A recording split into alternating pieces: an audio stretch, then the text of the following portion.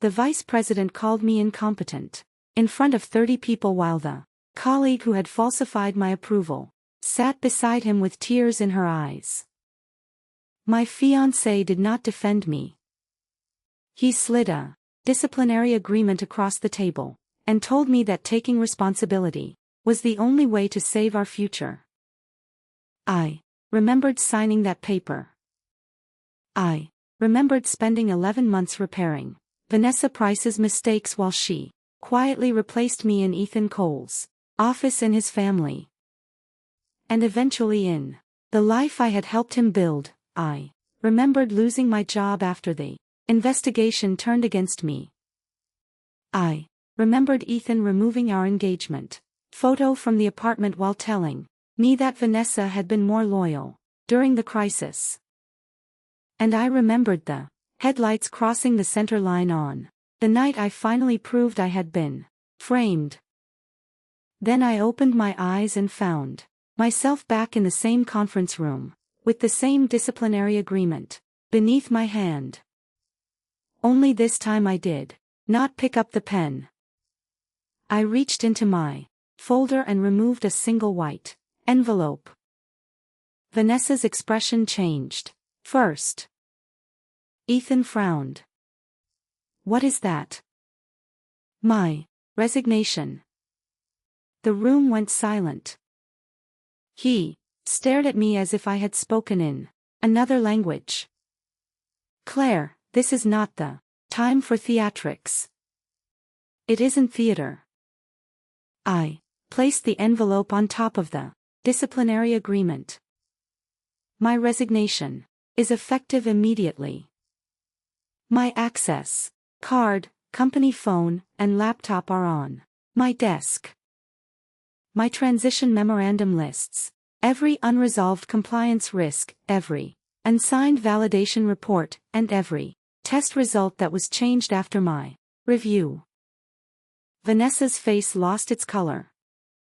"You can't leave in the middle of the Lakeshore launch," she said. Her voice was no longer soft, no longer wounded. It was frightened. I looked at her for the first time. "You told everyone the failure was caused by my management.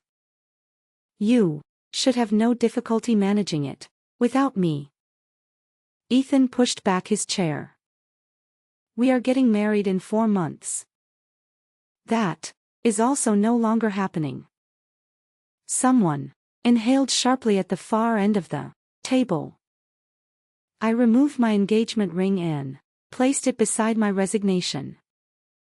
Ethan's face hardened. "Do not humiliate me, because you are angry." I almost laughed. In my previous life, I had begged him to listen to me. I had shown him emails, test results, timestamps, and unanswered warnings. He had called me emotional, defensive, and paranoid. This time, I did not explain. I picked up my personal bag as I walked toward the door. Vanessa stood so quickly that her chair struck the wall. "CLA, wait." I stopped, but I did not turn around behind me. "Ethan said, if you walk out now, do not expect this company or this relationship to survive." I placed my hand on the door. "That is the first honest thing you have said all morning." Then I left. Before the elevator reached the lobby, I turned off my shared location, canceled the automatic transfer to our wedding account, and sent one message to an employment attorney. By the time Vanessa called me for the 7th time that afternoon, the hospital client had requested the original approval file. There was only one problem. I had never approved it, and without me there to erase the evidence by fixing her mistake, Vanessa had no idea how to make the lie survive. The elevator doors closed before anyone followed me for 11 floors. I stood alone beneath the bright White lights, staring at my reflection. In the mirrored wall. I looked exactly as I had on the worst morning of my first life. My dark hair was pinned neatly at the base of my neck. My navy suit had been pressed the night before. There was a faint line between my eyebrows from 3 weeks of sleeping 4 hours a night. The only difference was the absence of the ring on my hand in my first life. That ring had felt like proof that everything I endured had meaning. Now the pale indentation around my finger looked like a warning. When the elevator reached the 10th floor, the doors opened and Miguel Santos stepped inside. He stopped when he saw me. Miguel was Sablebridge Health's director of quality assurance.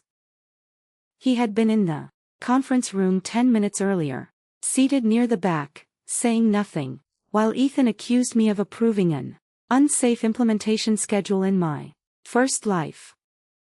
I had hated him for his silence months later after I had already been fired. Miguel had tried to tell the investigators that I had refused to approve Vanessa's revised plan. By then, his testimony had been dismissed as an attempt to protect himself. Now he looked at the empty space on my left hand. "You resigned," he said. "Yes." He glanced toward the floor numbers. "They are going to say you ran because you were guilty. They were going to say that, no matter what I did." His jaw tightened. The elevator descended another floor. "Claire," he said quietly. "I saw the test report you sent Vanessa on Friday." I turned toward him. "The one marked failed." He nodded. "She changed the status on Monday." In my previous life, he had not admitted that until 8 months later. "Did you document what you saw?" His eyes shifted away. That was answer enough. I did not attack him. I did not ask why he had stayed silent in the meeting. Fear made people selfish long before it made them cruel. "Document it now," I said. "Use the official quality incident system. Include the document number, the original status, and the time you saw the change." He looked at me sharply. "They will know I reported it." "Yes, they could fire me." "They could."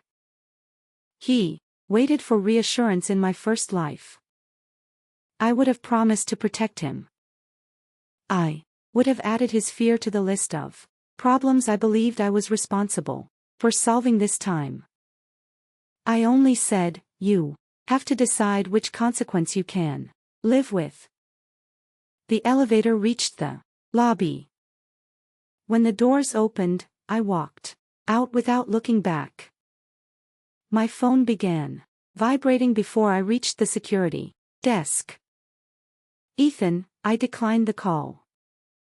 A second call came from Vanessa. I declined that one too at the desk. I handed my badge to a security officer named Calvin who had greeted me every morning for 4 years. "Leaving early?" he asked. "Leaving permanently." His eyebrows rose, but he accepted the badge. "Do you need someone to escort you upstairs for your things?" "My personal items are already boxed.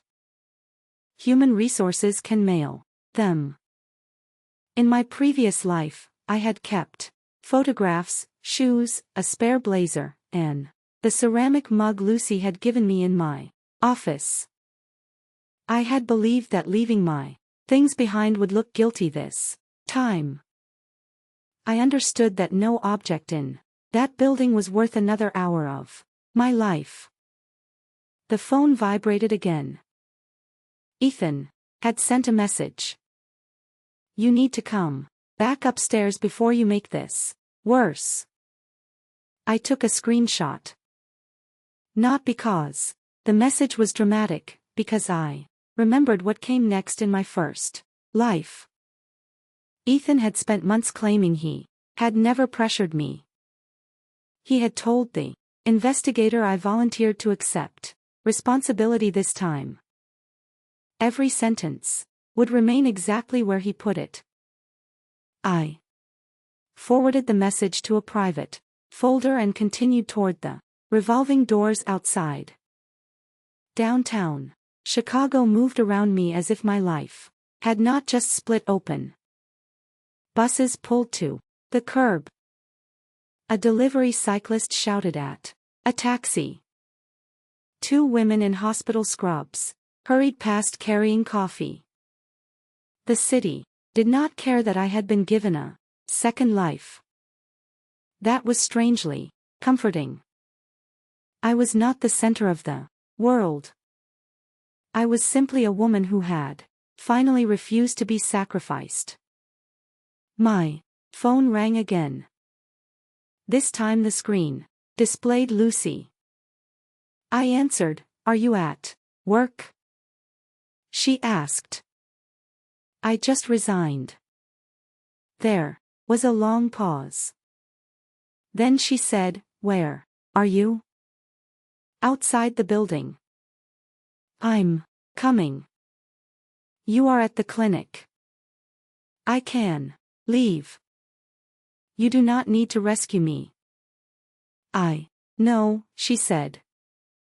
I'm coming because you should not have to go home alone after ending your career and engagement in the same 10 minutes.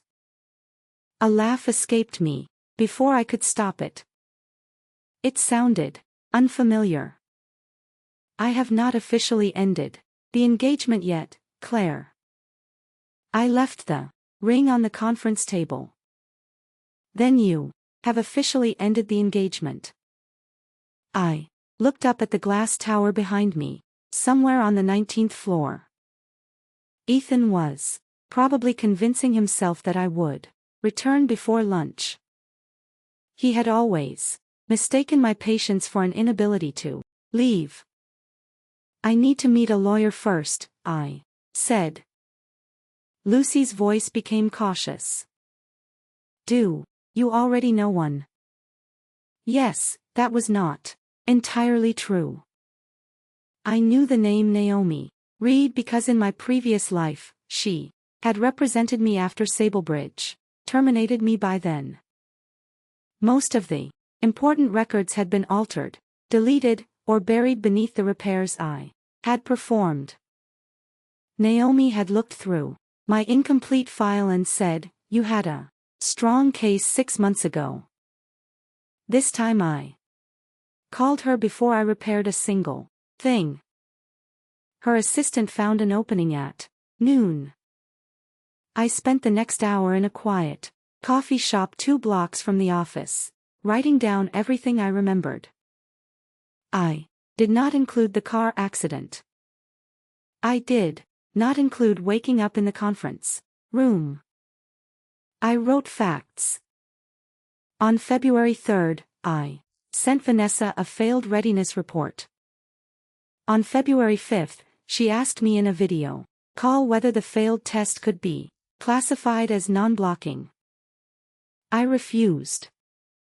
On February 6th, Ethan instructed the team to maintain the announced launch date. On February 7th, I sent him a risk escalation email and copied Miguel. On February 10th, the test status changed from failed to conditionally accepted. On February 11th, my name appeared in the approval field. I had never entered it. I listed document identification, numbers, meeting dates, witnesses, and exact phrases. I also wrote down the most important fact of all. If the faulty configuration remained unchanged, Lakeshore Memorial's billing system would begin duplicating certain insurance claims during migration. It would not directly harm patients. It would not shut down medical care, but it could expose thousands of patient accounts to incorrect billing, compliance, violations, and regulatory review. In my first life, I had discovered the full scope of the problem 3 hours after the disciplinary meeting. Then I had worked until 2 o'clock in the morning to correct it. By fixing the system before the client saw the defect, I had also erased the clearest proof of when and how Vanessa's unauthorized changes had entered the project. This time, I would not touch it. Naomi Reed's office occupied half of a renovated brick building near the river. She was in her early 40s. With cropped black hair and the direct expression of someone who disliked wasted words, she read my resignation letter first. You gave no reason beyond loss of confidence in leadership. Yes, good. She read my transition memorandum next. It was 6 pages long. I had listed unresolved issues without accusing anyone. Validation file LH4472 contained an approval signature I did not recognize. Testing result LH4829 had changed after my review. Billing, migration sequence required. Independent verification. Administrative credentials assigned to my account were to be disabled immediately. Naomi placed the document on her desk. You wrote this before the meeting at 5 this morning. Technically, I had written it after waking from death, but the timestamp was real. And you had no prior notice that they intended to discipline you. I knew they were building a case.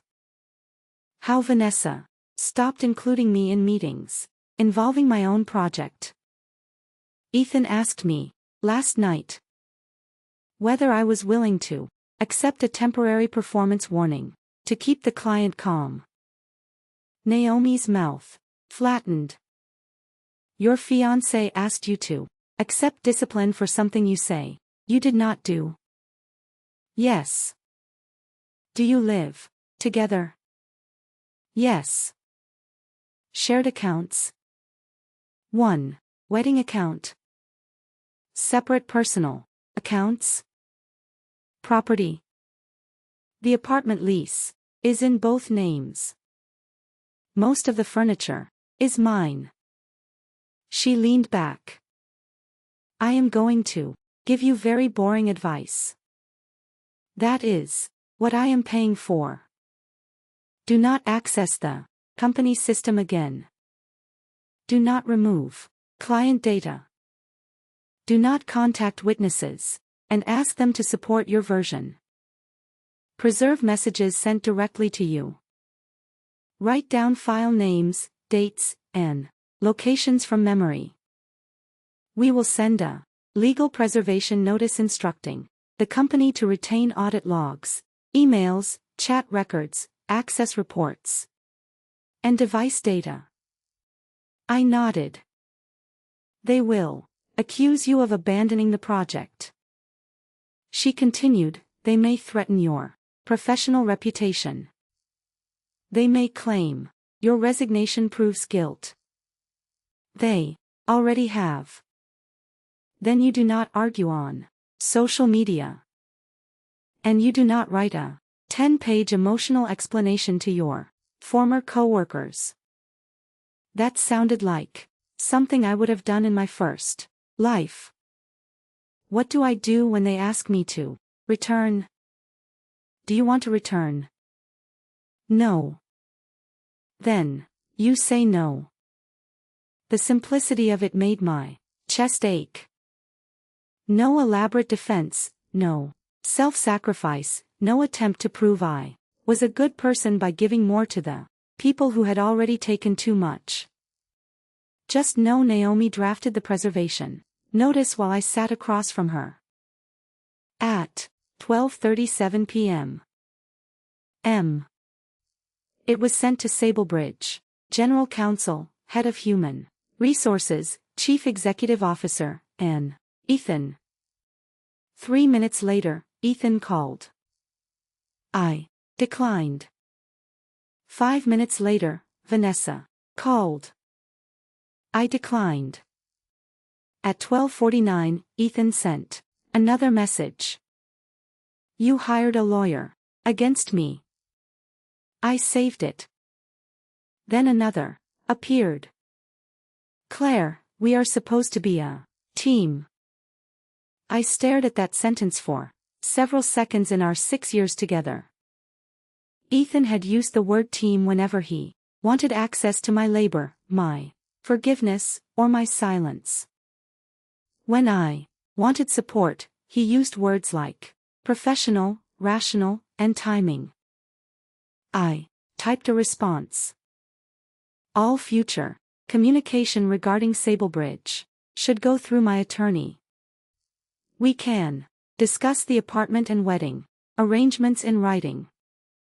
He answered immediately, do not do this. I turned off notifications. Lucy arrived at my apartment shortly after 2.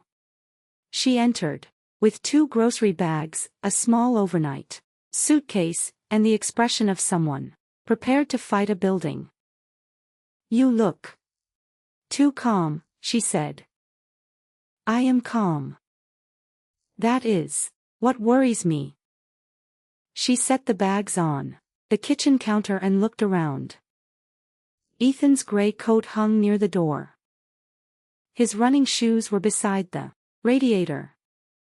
A framed engagement photo stood on the bookshelf in the photograph.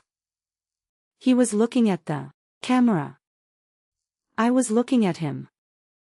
Lucy noticed me staring. Do you want me to take it down? No. I walked across the room, lifted the frame, and removed the photograph myself. The apartment felt different. When I placed it face down, not empty, accurate. Lucy began making tea. What happened in the meeting? They blamed me for the Lakeshore project. Did Ethan know they were going to do that? He led the meeting. The kettle stopped making noise.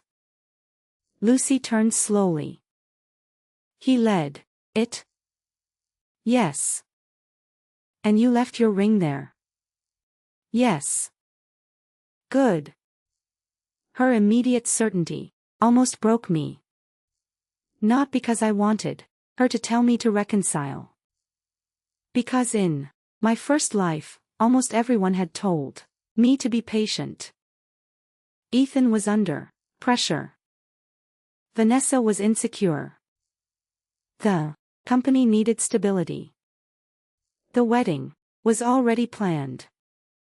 I had been surrounded by people who treated my pain as awing inconvenience. Lucy crossed the room and put her arms around me for one dangerous second. I wanted to tell her everything.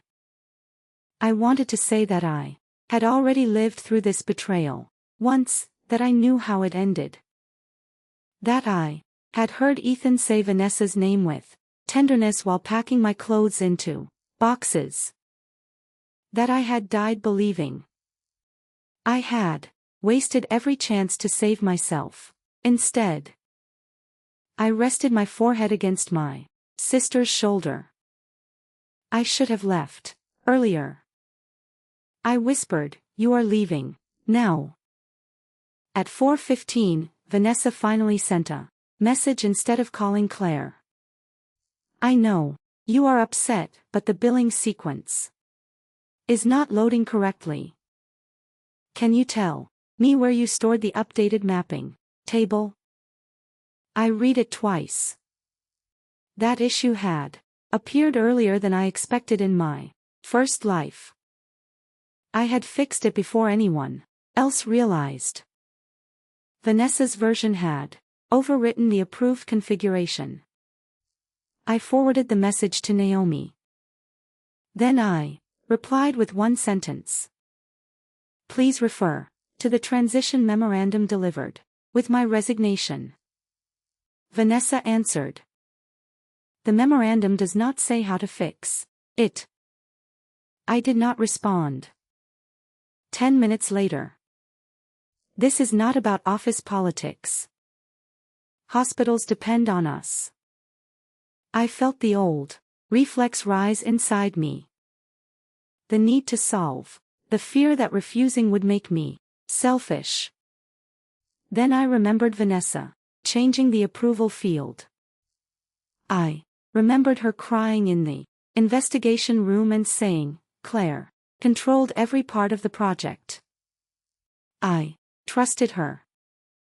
She had used my sense of responsibility as the final weapon against me. I put the phone face down at 6 o'clock. Ethan unlocked the apartment door. Lucy stood from the couch. He looked from her to me. Can we speak privately? No, I said, his face tightened. Claire, this concerns the apartment and the wedding. Lucy can stay. He closed the door behind him for the first time since I had known him. Ethan looked uncertain in our home. He was still wearing the charcoal suit from the meeting. His tie was loose and his hair had fallen forward slightly. Once that small sign of exhaustion would have made me soften. Now I wondered how many times he had arrived home looking tired, because Vanessa had created a crisis I would be expected to solve.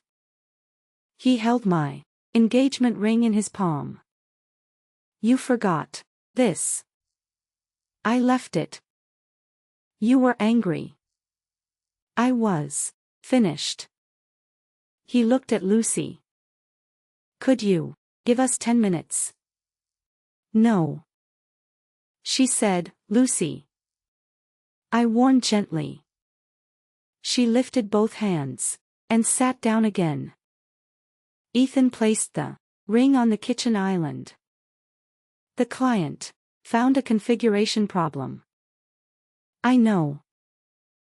Vanessa says, you are the only person who knows the final mapping structure. That is not true. Vanessa claimed she had assumed control of the project 3 weeks ago. This is not the time to prove a point. I am not proving anything.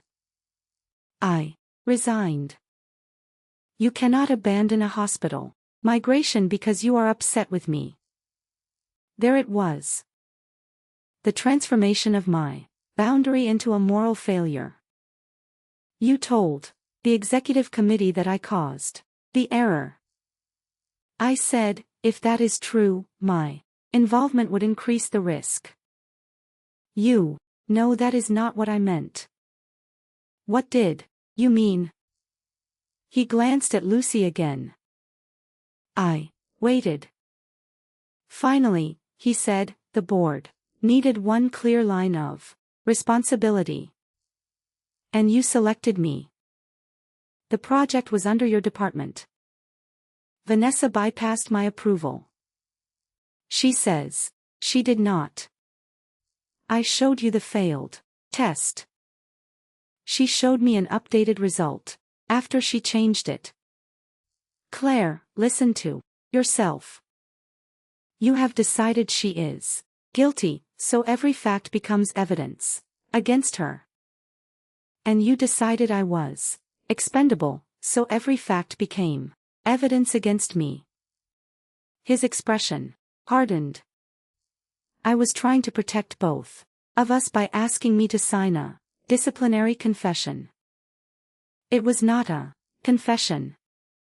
It was a performance agreement. It stated that I failed to supervise required testing. You could have corrected the record after the launch. I looked at him. That was what he had promised in my first life.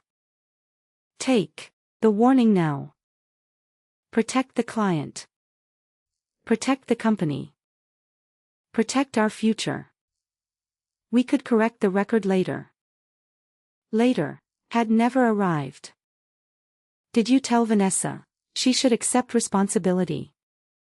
I asked. She is not the department director. No, she is only the person who changed the file. His gaze sharpened. You cannot prove that. The word settled between us. He did not say it was untrue. He said, I could not prove it.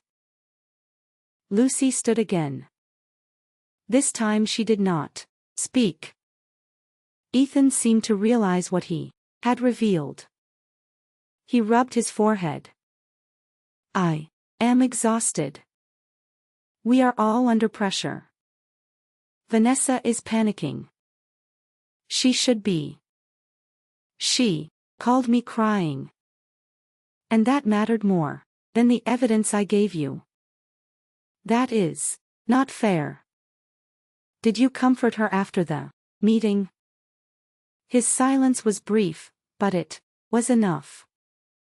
Where I asked in my office. Did she touch you? His jaw moved. Claire.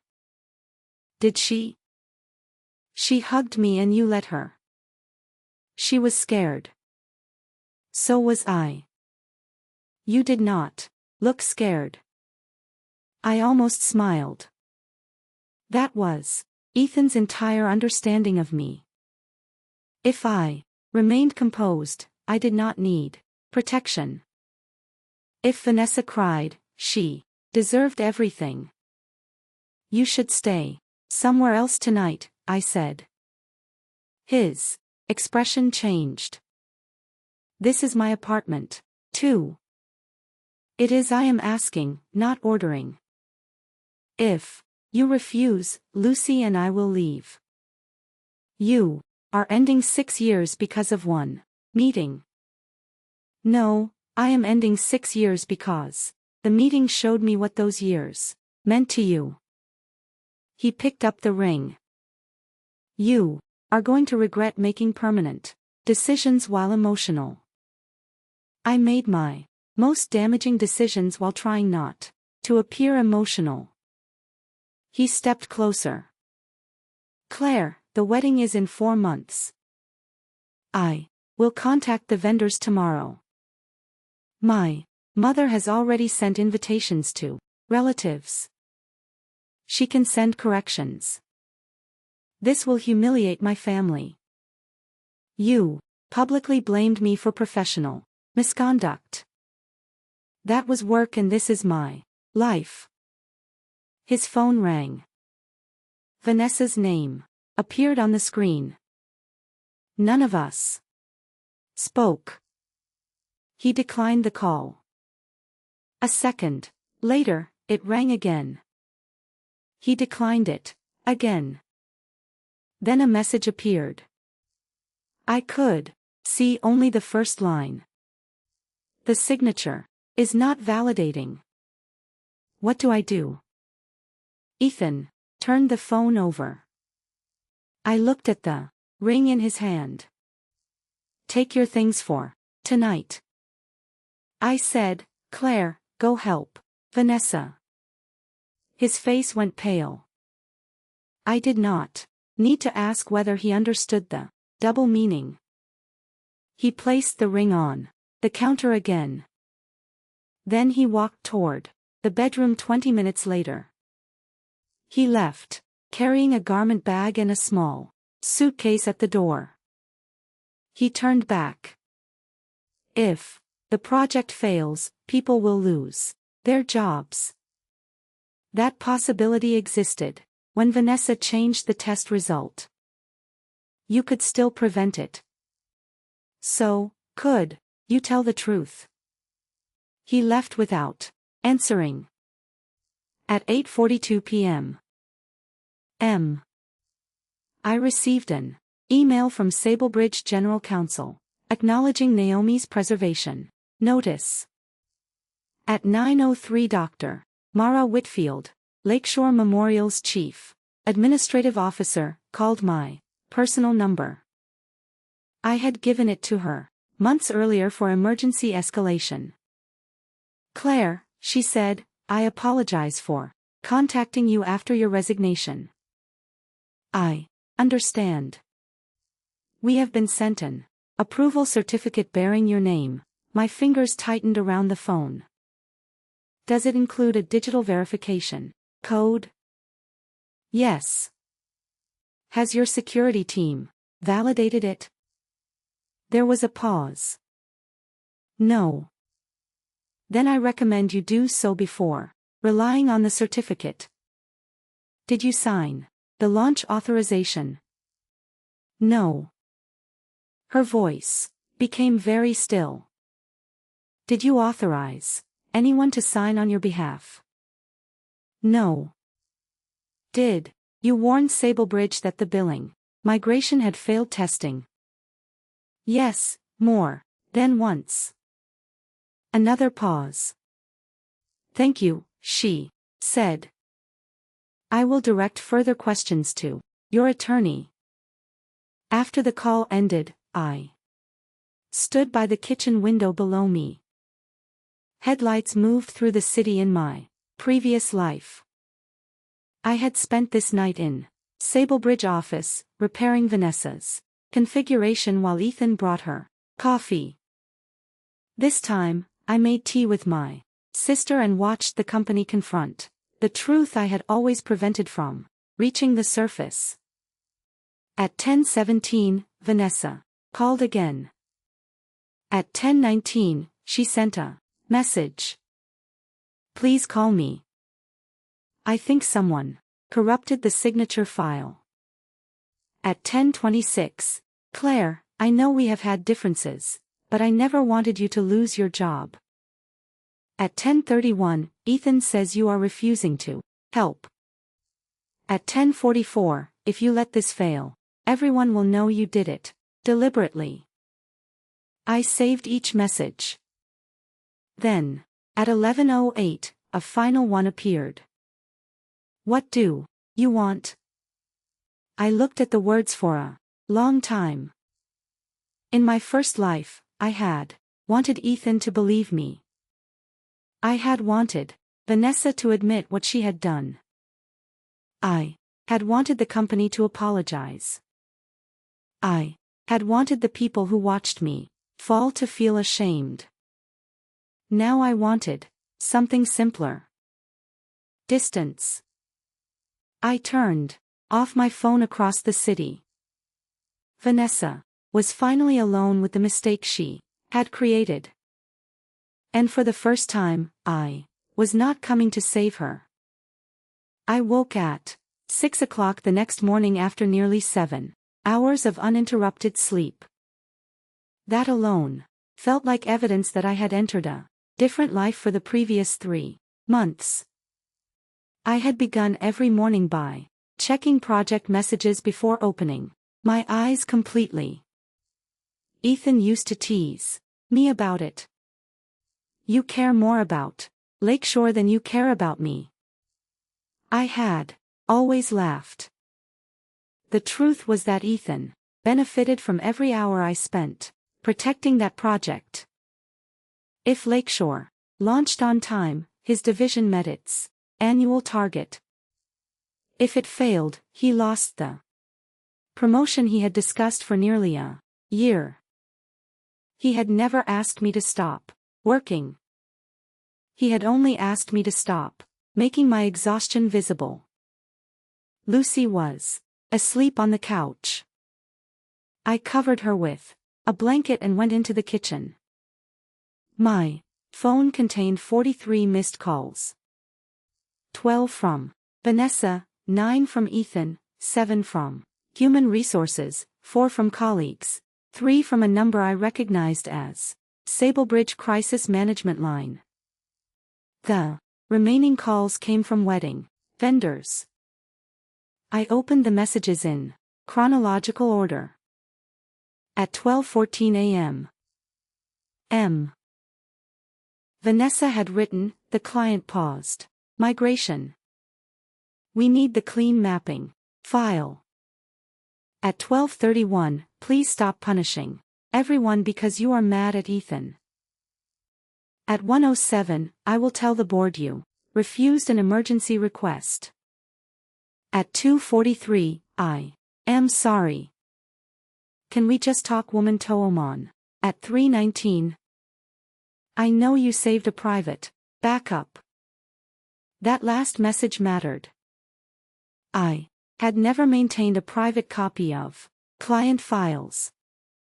Doing so would have violated company policy and healthcare privacy requirements. Vanessa knew that. Her message was not a request.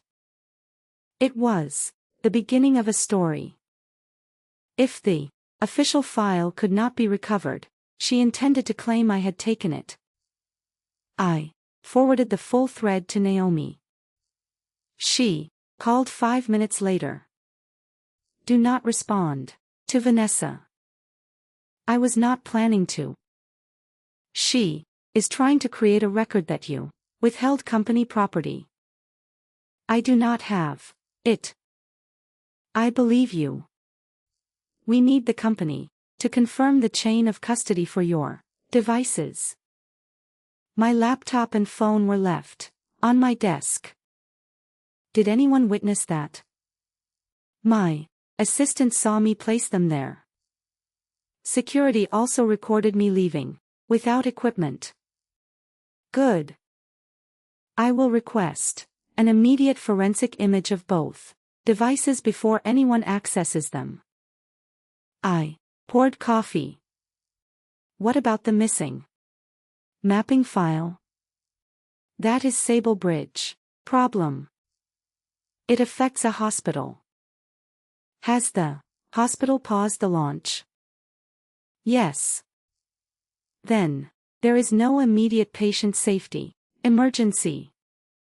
Billing delays are serious, but you are not obligated to expose yourself to legal risk because your former employer created a preventable crisis. I knew that still hearing it from someone else made the boundary feel more legitimate. What if they offer me a consulting contract? I asked, do you want one? No. Then the answer remains, no. After we ended the call, I opened the wedding account Ethan and I had created it 18 months earlier. I had contributed 70% of the balance. He had contributed irregularly, usually after receiving a bonus. Every time the account fell short, I covered the vendor payment because I managed the budget in my first life. After the engagement ended, Ethan's mother had insisted that several deposits were non-refundable and blamed me for the loss. Ethan had kept the remaining balance, claiming it should reimburse his family for embarrassment and cancelled travel. This time, I downloaded the full statement. I transferred exactly my contributions back to my personal account, leaving his money untouched. Then I sent him a written accounting. I have withdrawn my documented contributions from the wedding account. Your contributions remain available to you. I will contact the vendors whose contracts are in my name. Please manage any contracts signed by you or your mother. His response arrived within a minute. You entered our account. I sent the statement again. I withdrew my money. We were getting married. We are not getting married. You cannot decide that alone. An engagement requires two people. Ending one does not, he called. I let it ring. Then he wrote, Vanessa has been awake all night, trying to prevent a disaster you could solve in 20 minutes. I read that sentence while standing in the kitchen, where I had cooked his meals, planned his birthday dinners, and listened to him complain about executives who relied on his work without recognizing him.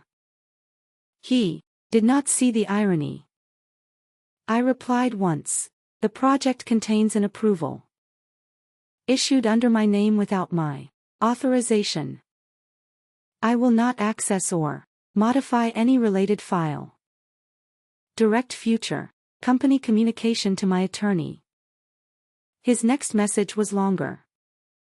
"You are treating me like an enemy. I did not create the approval issue.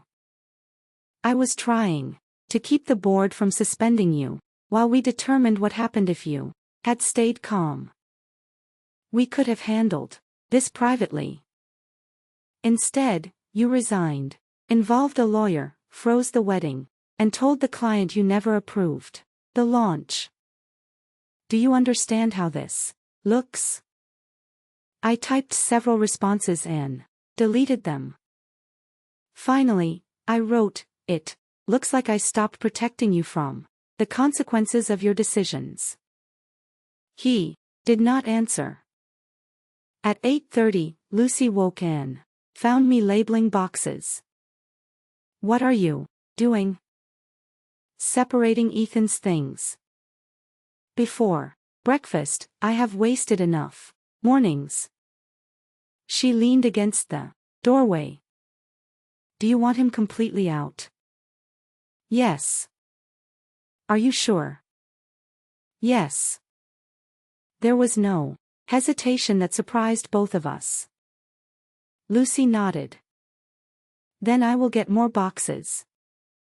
We spent the next 2 hours dividing the apartment. His books, his clothes, his expensive espresso machine, the blue ceramic bowls his mother gave us. Although she had said they were more suitable for a bachelor kitchen when she handed them to him. I left every object that clearly belonged to him. I kept what I had purchased. The process was not dramatic. That made it more painful. A relationship ended in small items: a spare phone charger, a pair of running gloves, a bottle of vitamins with his name written on the cap, a photograph from a trip to Seattle where I had spent half the vacation working from the hotel because Vanessa mismanaged a client review. I placed the photograph in his box at 11 o'clock. Someone knocked on the door. Lucy looked through the peephole. "It is him." I opened the door, but did not invite Ethan inside. He looked as if he had not slept. "Can we talk about the apartment, about everything? You can collect your belongings on Saturday. Lucy will be here." His gaze moved past me and landed on the boxes. "You packed my things." "Yes, you did this overnight. I made the decision in the conference room because I asked you to accept a temporary disciplinary plan because you knew I did not approve the launch." His eyes shifted. "That is still being investigated." "You received my risk escalation email." "I received hundreds of emails. I discussed it with you at home. You said there were concerns. You did not say Vanessa had committed fraud. I said the failed result had been changed without approval. And Vanessa said the team corrected the issue. Did you verify that? That was your responsibility." I stared at him there. It was again if I knew it was my responsibility if he ignored what I told him. It was still my responsibility. "What do you want, Ethan?" "I need you to speak to the client." "No, you do not have to return to the company. Just reassure them that the issue can be fixed." "Can it?" His silence lasted too long. "What happened?" I asked. The clean configuration is missing. Missing from where? The controlled repository. Who replaced it? We do not know who had permission. You, Vanessa, Miguel, and 2 engineers. My access was removed yesterday after the file disappeared. Then audit the repository. He rubbed his eyes. The audit history is incomplete. That was new. In my first life, I had never seen the audit history, because I had begun repairing the file immediately. What does incomplete mean? Some records were deleted. By whom? That is what security is investigating. N. You want me to reassure the client before you know who deleted them. I want you to prevent panic. No, Claire, please. It was the first time he had used that word. Not when I was accused. Not when I left my ring. Not when I packed his belongings. Only when he needed my professional credibility. You told the board I was responsible. I said, you cannot use my reputation to calm the client after using it to protect Vanessa. This is bigger than Vanessa.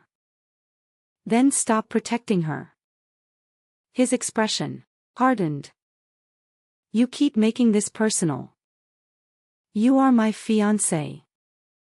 You held a disciplinary meeting against me without warning. It became personal before I entered the room. Former fiancé.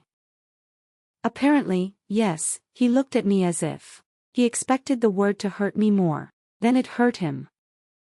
Perhaps it did, but pain was not the same as doubt. Where did you stay last night? I asked. He hesitated. Vanessa's guest room.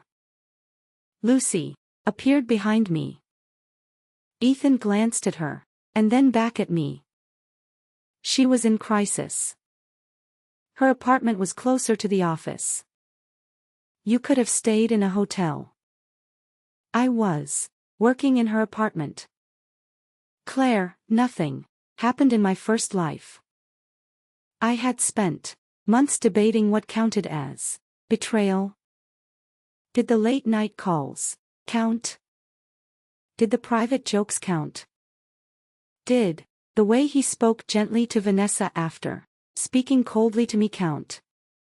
Did waiting until our engagement ended before sleeping with her make everything before that innocent?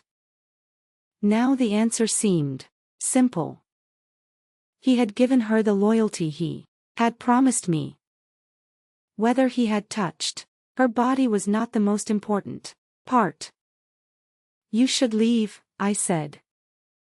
I came here to save the project.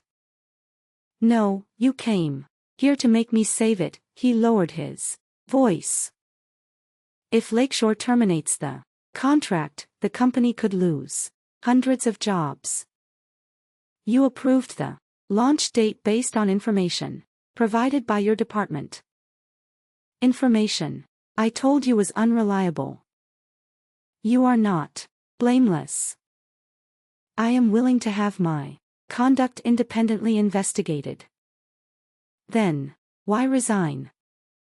Because I will not work for a company where my fiancé asks me to confess to another employee's misconduct. You are assuming the investigation will clear you.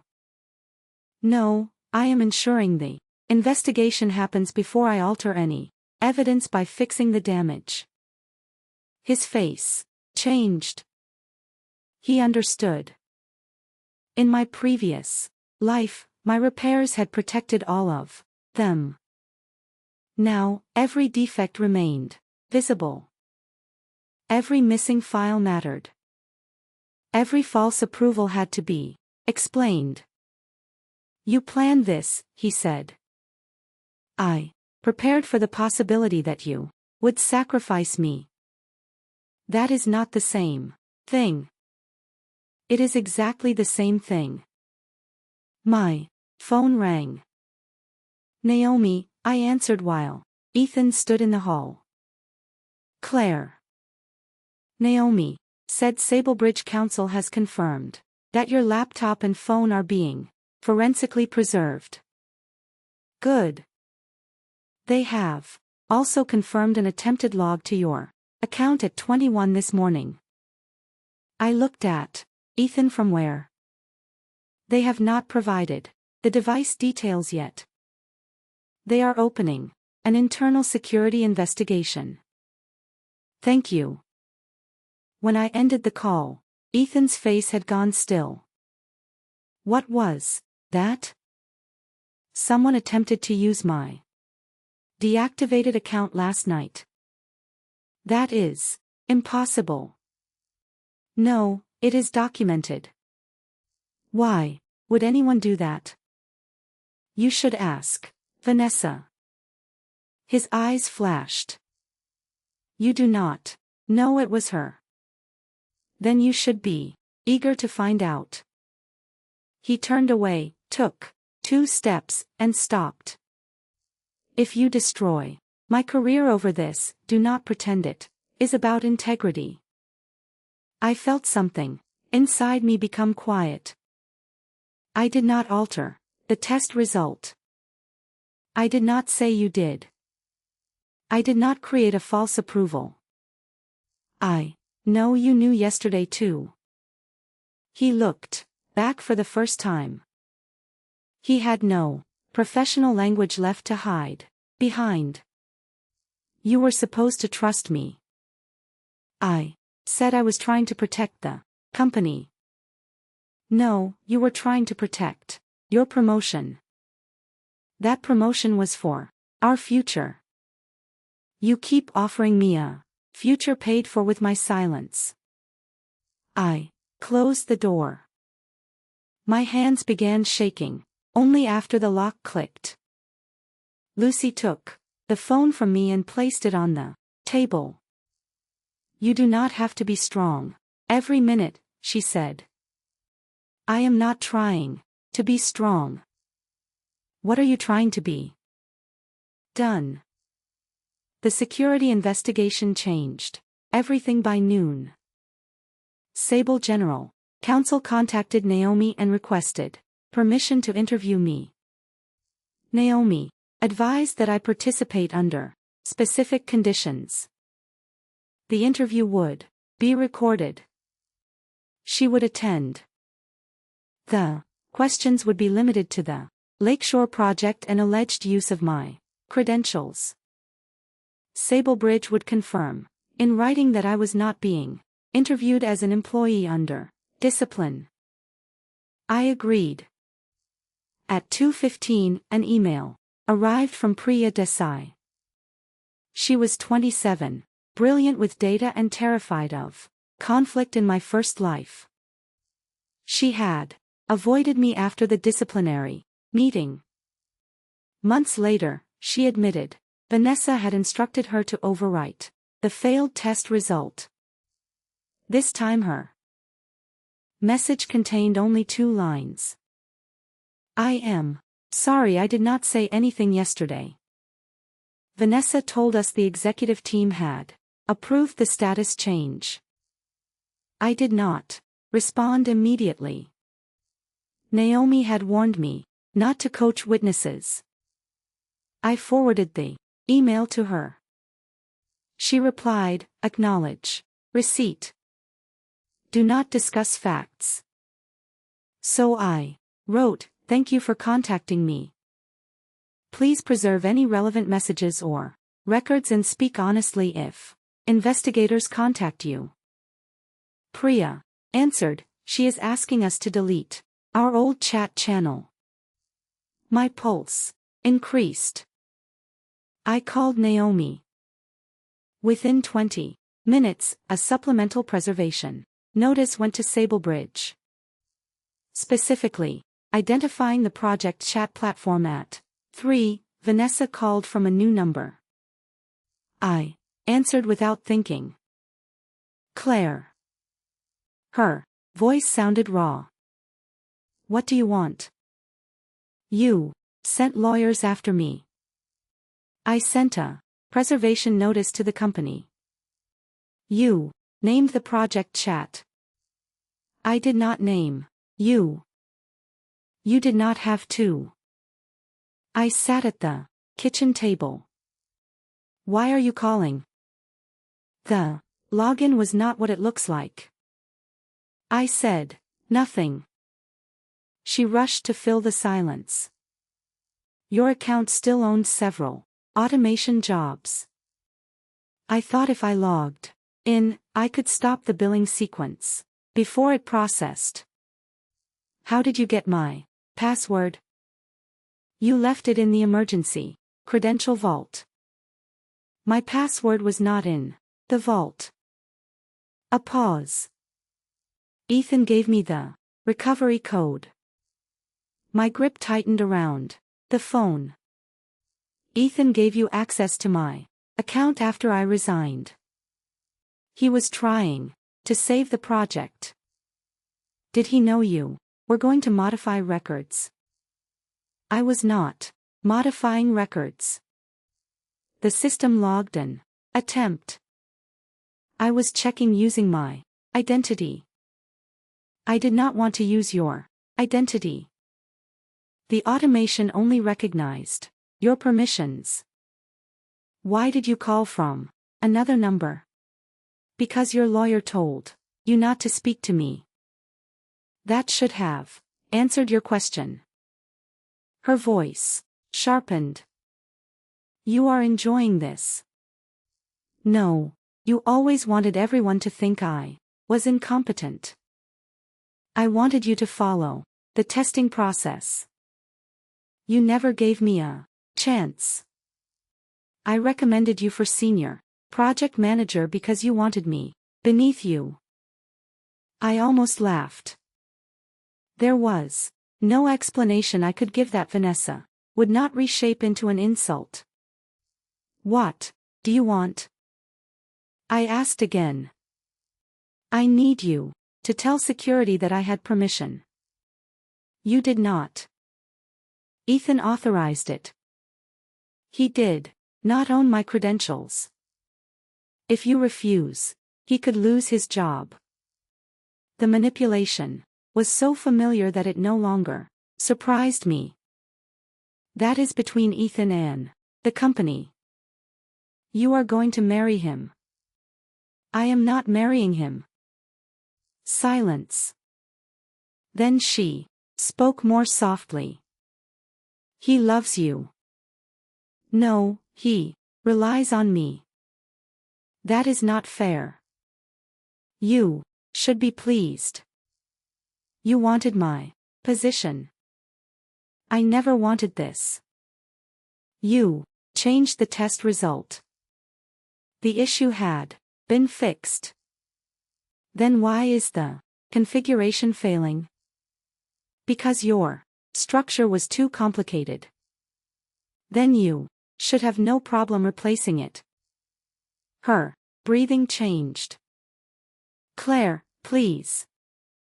There, it was. The sound I had been waiting for since the conference room. Not triumph, not false sympathy. Panic. The client wants a corrected configuration by tomorrow morning. She said, if we do not deliver, they will terminate the launch. You should tell them the truth.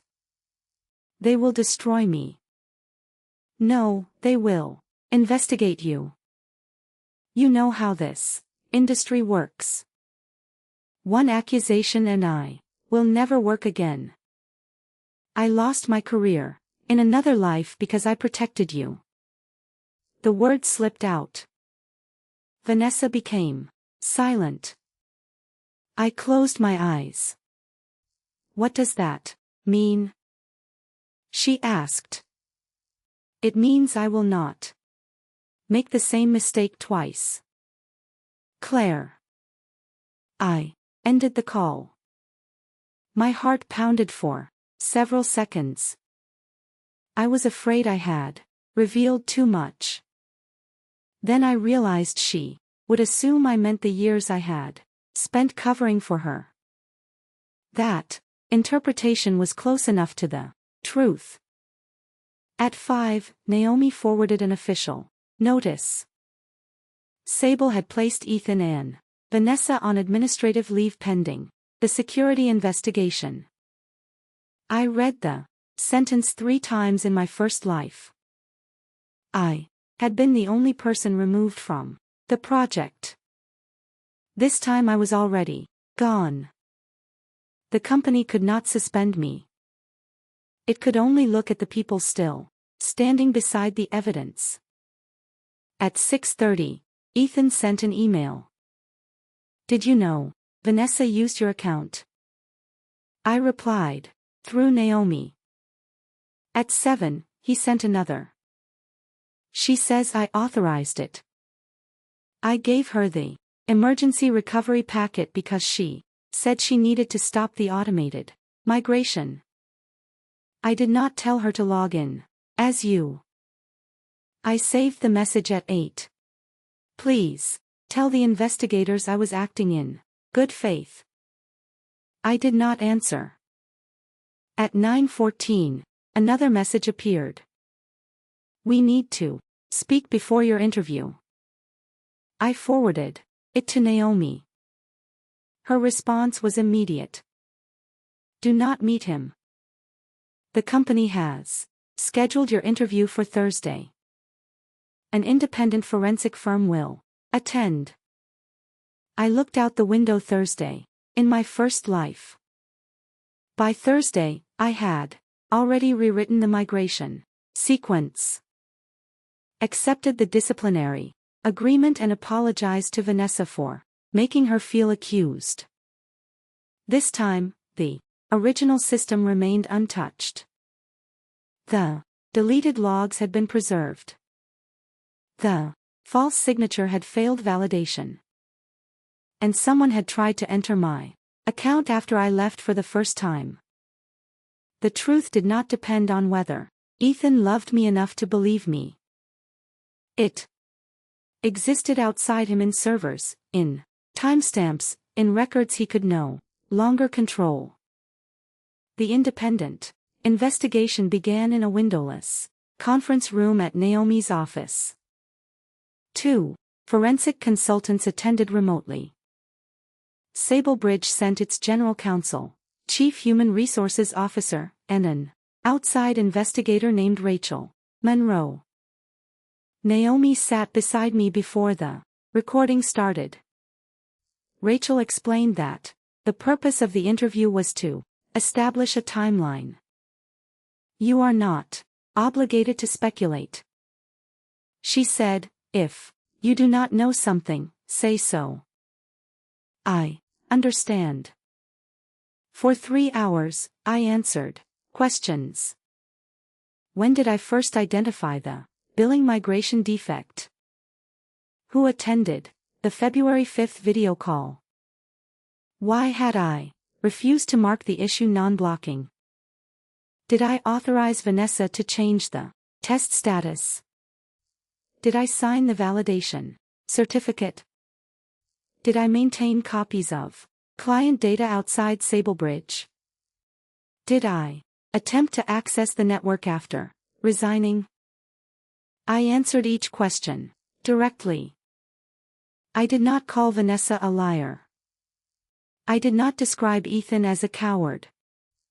I gave them document numbers, dates, names, and exact statements. When Rachel asked why I resigned rather than waiting for the internal review, I looked at the camera. Because the vice president leading the review was my fiancé, and he had already asked me to accept responsibility for conduct I reported to him. Sablebridge Human Resources Officer shifted in her chair. Do you have evidence of that request? Rachel asked. Yes, I provided Ethan's message from the night before the disciplinary meeting. If the board needs a clean accountability statement, accept the supervision finding. We can revisit it after launch. Do this for us. Rachel read the message silently. Who does us refer to? She asked. You would have to ask Ethan. Who did you believe it referred to? Our relationship and his promotion. Did he mention Vanessa during the same conversation?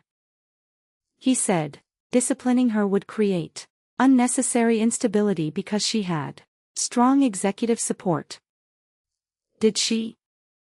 I do not know. I did know. In my first life, Vanessa's supposed executive support had mostly been Ethan, but I limited myself to what I could prove. The forensic consultants showed me a list of files. One validation certificate contained my typed name and a digital verification string. Do you recognize the visual signature? One consultant asked. It was copied from my standard approval template. Could another person access that template?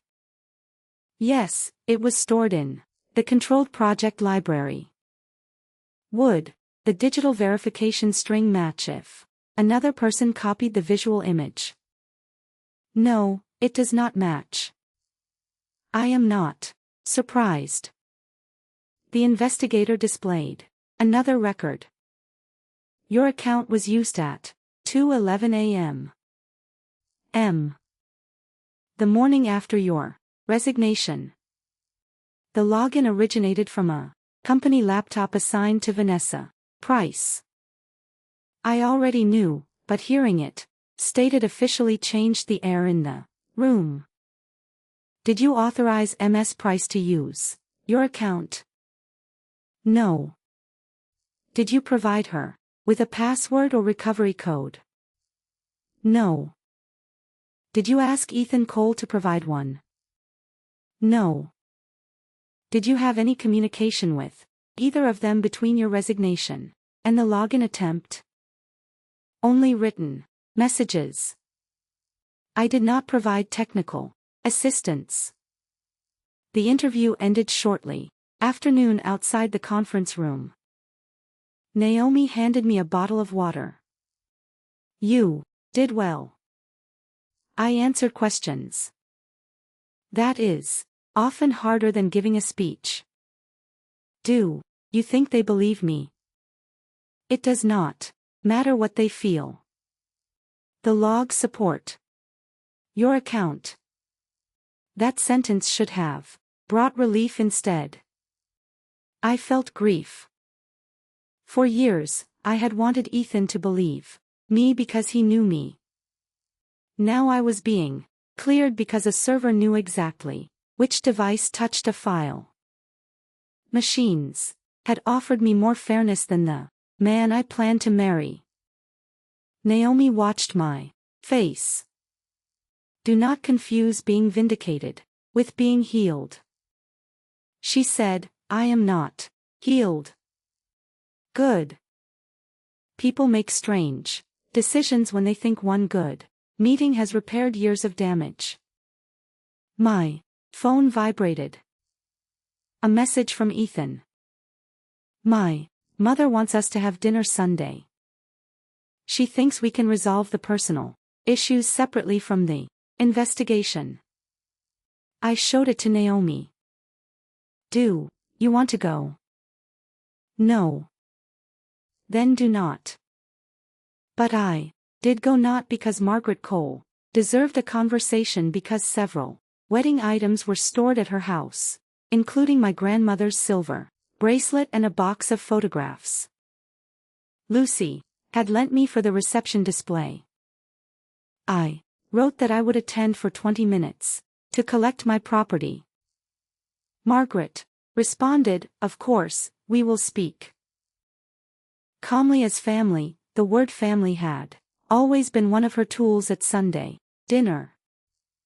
Ethan's parents' house looked exactly as it had during every holiday. Cream walls, polished furniture, flowers. Arranged so perfectly they appeared artificial. Margaret greeted me at the door with a restrained embrace. She was a tall woman with Ethan's gray eyes and lifelong confidence that discomfort could be corrected through proper manners. "Claire," she said, "you look tired." "I am here for the bracelet and photographs. We will get them after dinner." "I am not staying for dinner." Her smile remained in place. "Do not be dramatic." Ethan appeared behind her. He had not shaved. The sight once would have awakened tenderness in me. Now it only confirmed that he was experiencing consequences. "Please come inside," he said. "We need to talk." I entered. Vanessa was sitting in the living room.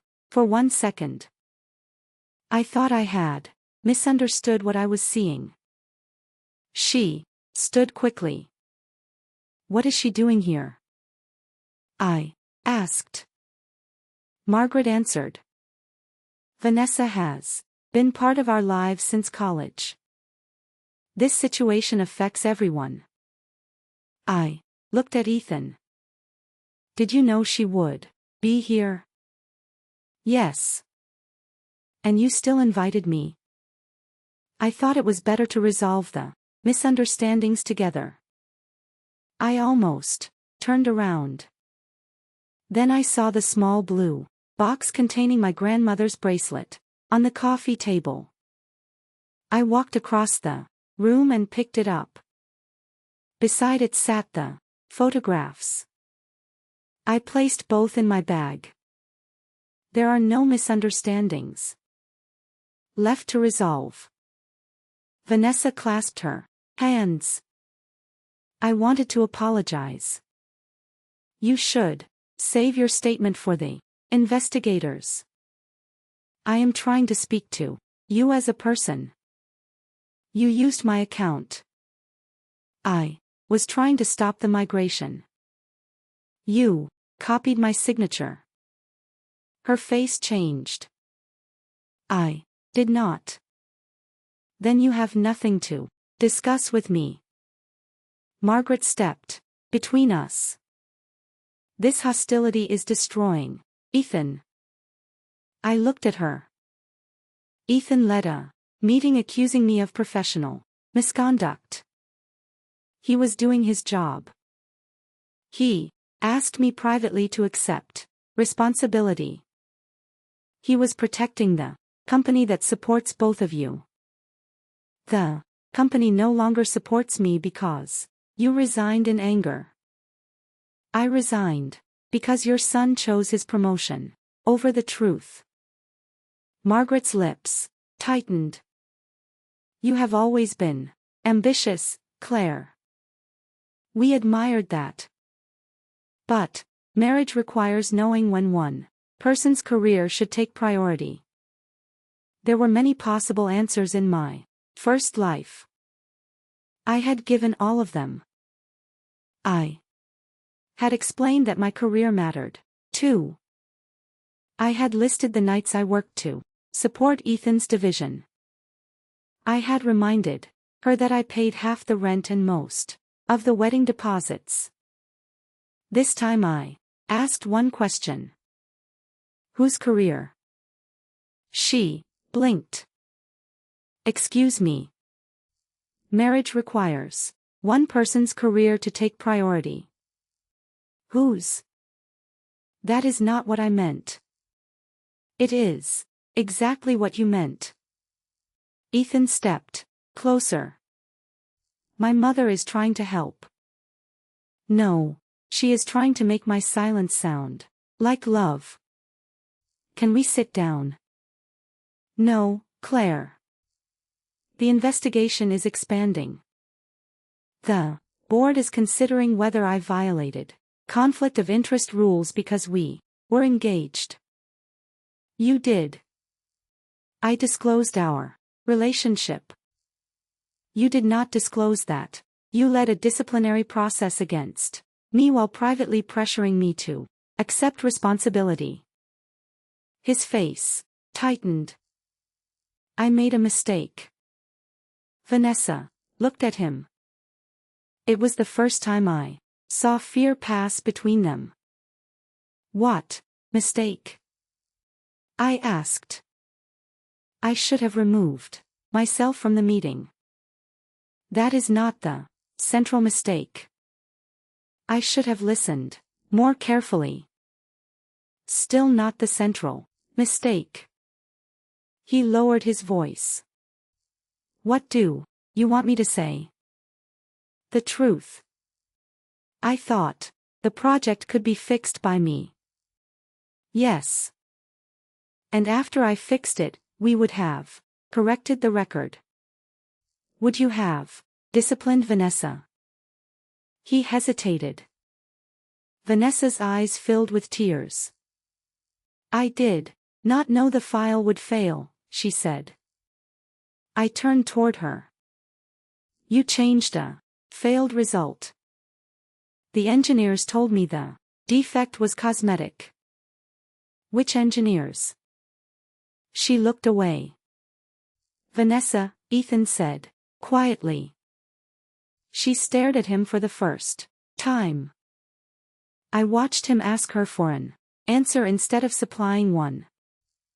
I do not remember, she said. You claimed you had written confirmation. He replied. I thought I did. You showed me a message. It may have been from another project. The room became silent. Margaret stepped in again.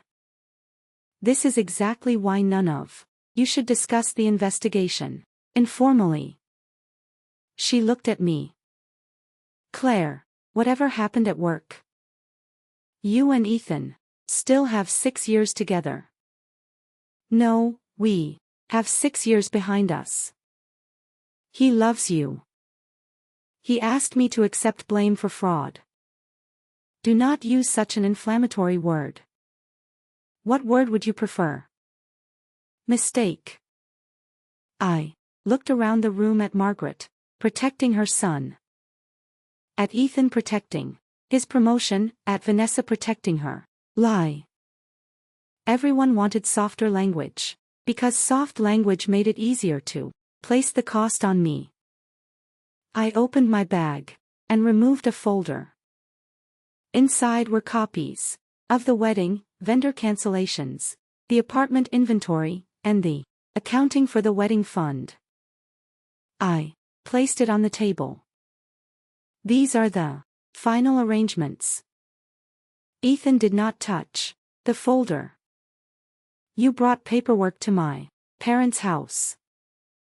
I brought clarity. I do not want your money. It is an accounting, not an offer. Margaret looked offended. You could have handled this privately. I tried to handle our relationship privately. Ethan brought it into a disciplinary conference. Vanessa stood. I am going to leave. Sit down, Ethan said. She froze. His tone surprised all of us. Did you alter the validation certificate? He asked, her face crumpled. I was trying to help you. That is not an answer. You said the launch could not move. I said we needed a solution. You said if Lakeshore missed the quarter, the board would give the promotion to someone else. Margaret inhaled sharply. Ethan looked at me. I felt no satisfaction, only recognition. In my first life, I had believed Vanessa manipulated Ethan into betraying me. Now, I saw the truth more clearly. She had exploited what he already wanted. He wanted the promotion. He wanted the launch. He wanted Vanessa protected. He wanted me available to repair the damage. Vanessa had not created his willingness to sacrifice me. She had only made use of it. Did you change the test status? He asked again. Vanessa began crying. I thought Claire would review it before launch. I had already rejected it, I said. She looked at me with sudden anger. You reject everything. I rejected a failed test. You made every project impossible. I made them compliant. You wanted me to fail. No, I wanted you to stop treating deadlines as more important than facts. Her voice rose. You always had to be the smartest person in the room.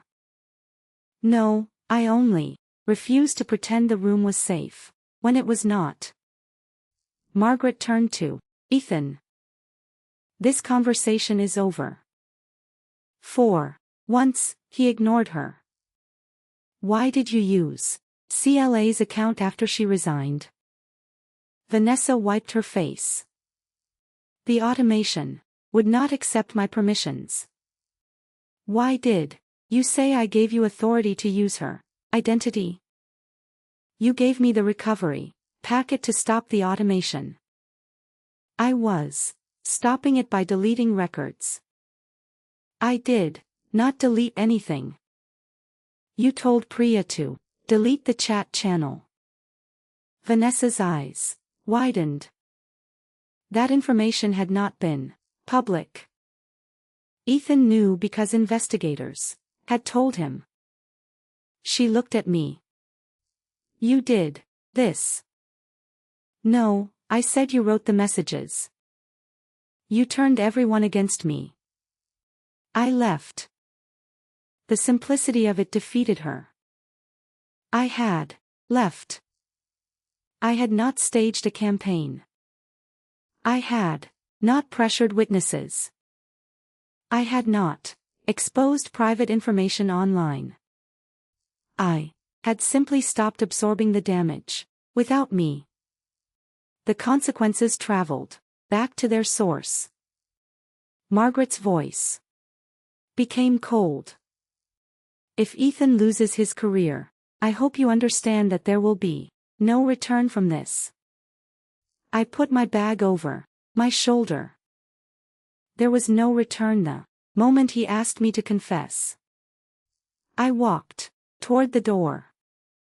Ethan followed. Claire. I stopped in the entryway. I am sorry, he said. The words were quiet. I had imagined hearing them for almost a year, in my first life. Now they felt incomplete. For what? For not believing you. Did you believe her? Yes. Why? He looked past me. Because her explanation was easier. That was honest. Not enough, but honest. And because if she was telling the truth, I said, you did not have to cancel the launch. He closed his eyes briefly. Yes, you did not make a mistake because you lacked information. I know you made a choice. I know. Then, live with the choice. I left the house the following morning. Miguel submitted a formal quality incident report by Tuesday. Priya provided investigators with exported chat records showing Vanessa's instructions.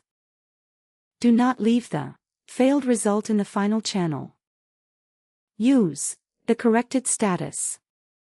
Claire is not reviewing again before the executive meeting. When Priya asked whether the defect had been fixed, Vanessa responded, Ethan wants the launch protected. Claire will clean it up afterward. That sentence spread through the investigation like fire. It proved Vanessa knew I had not approved the change.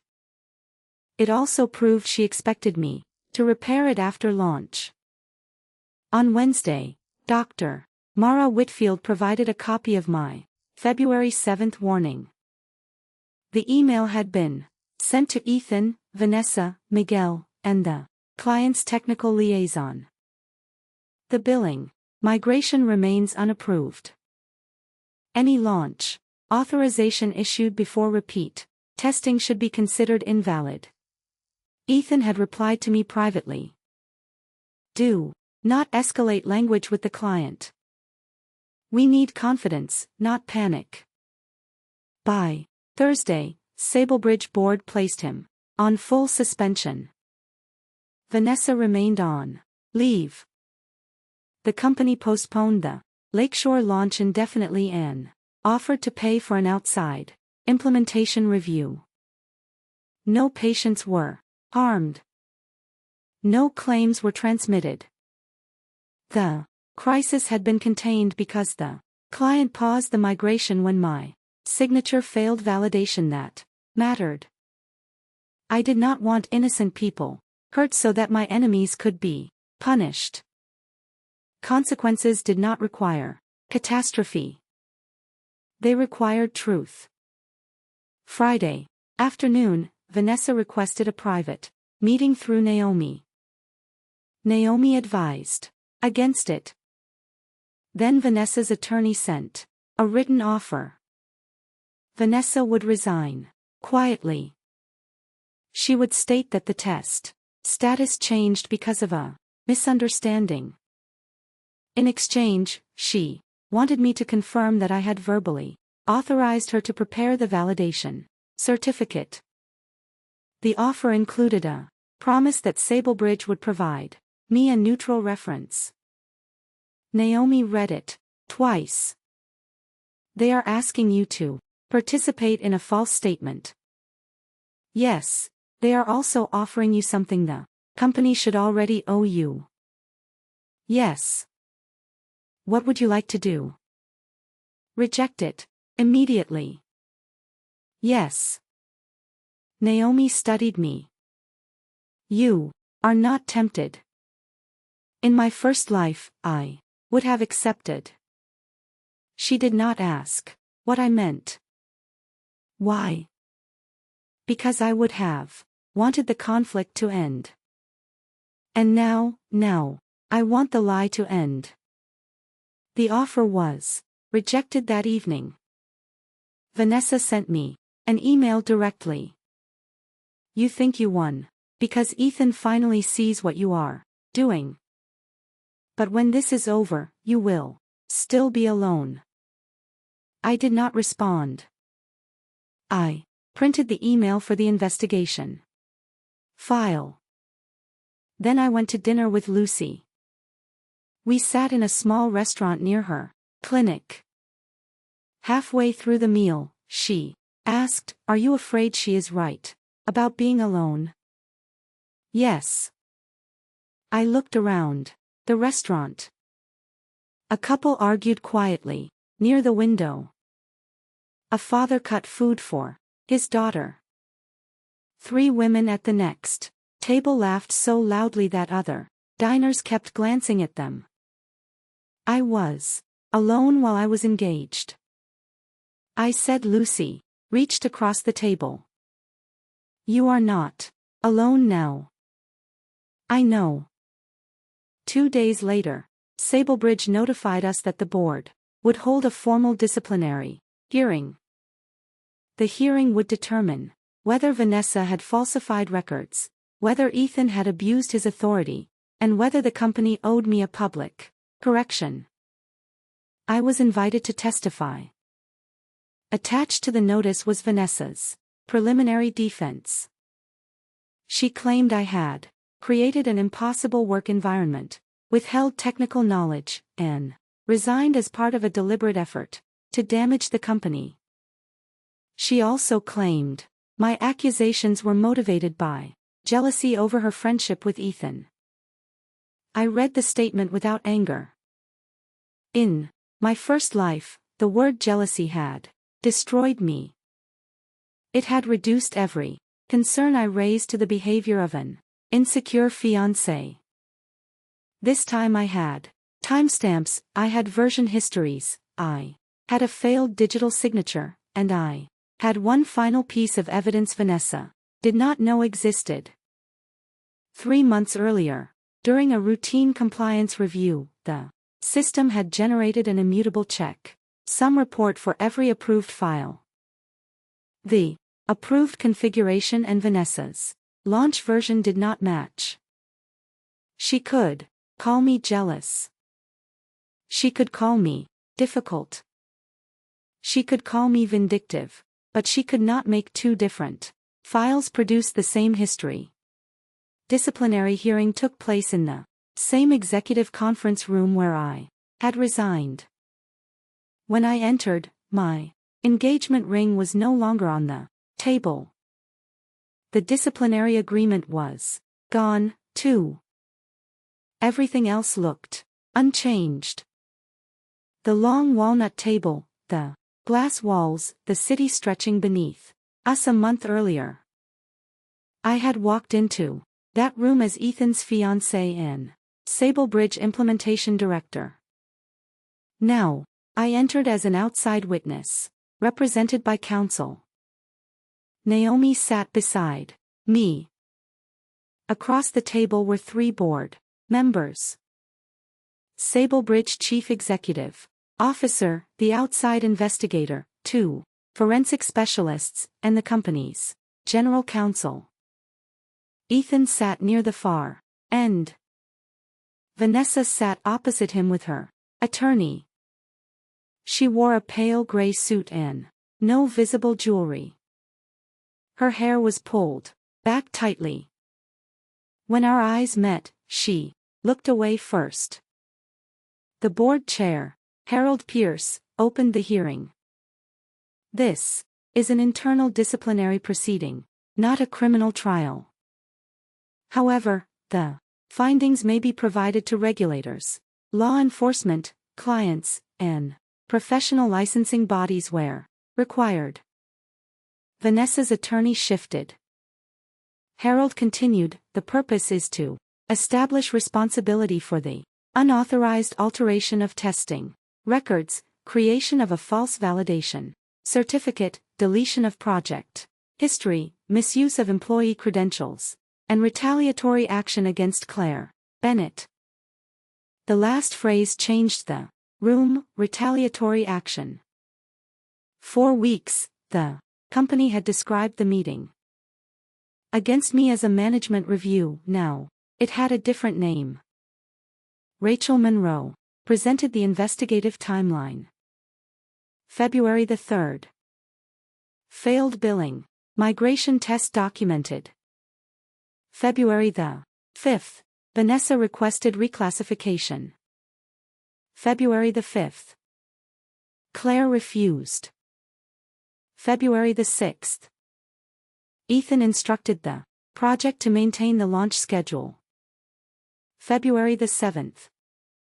Claire warned that the launch remained unapproved. February the 10th. Test status changed. February the 11th. Validation certificate created under CLA's name. February the 12th. Disciplinary meeting held.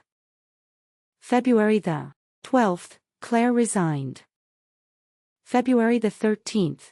Vanessa used Claire's deactivated credentials. February the 13th. Chat deletion request issued. Each date appeared on a screen.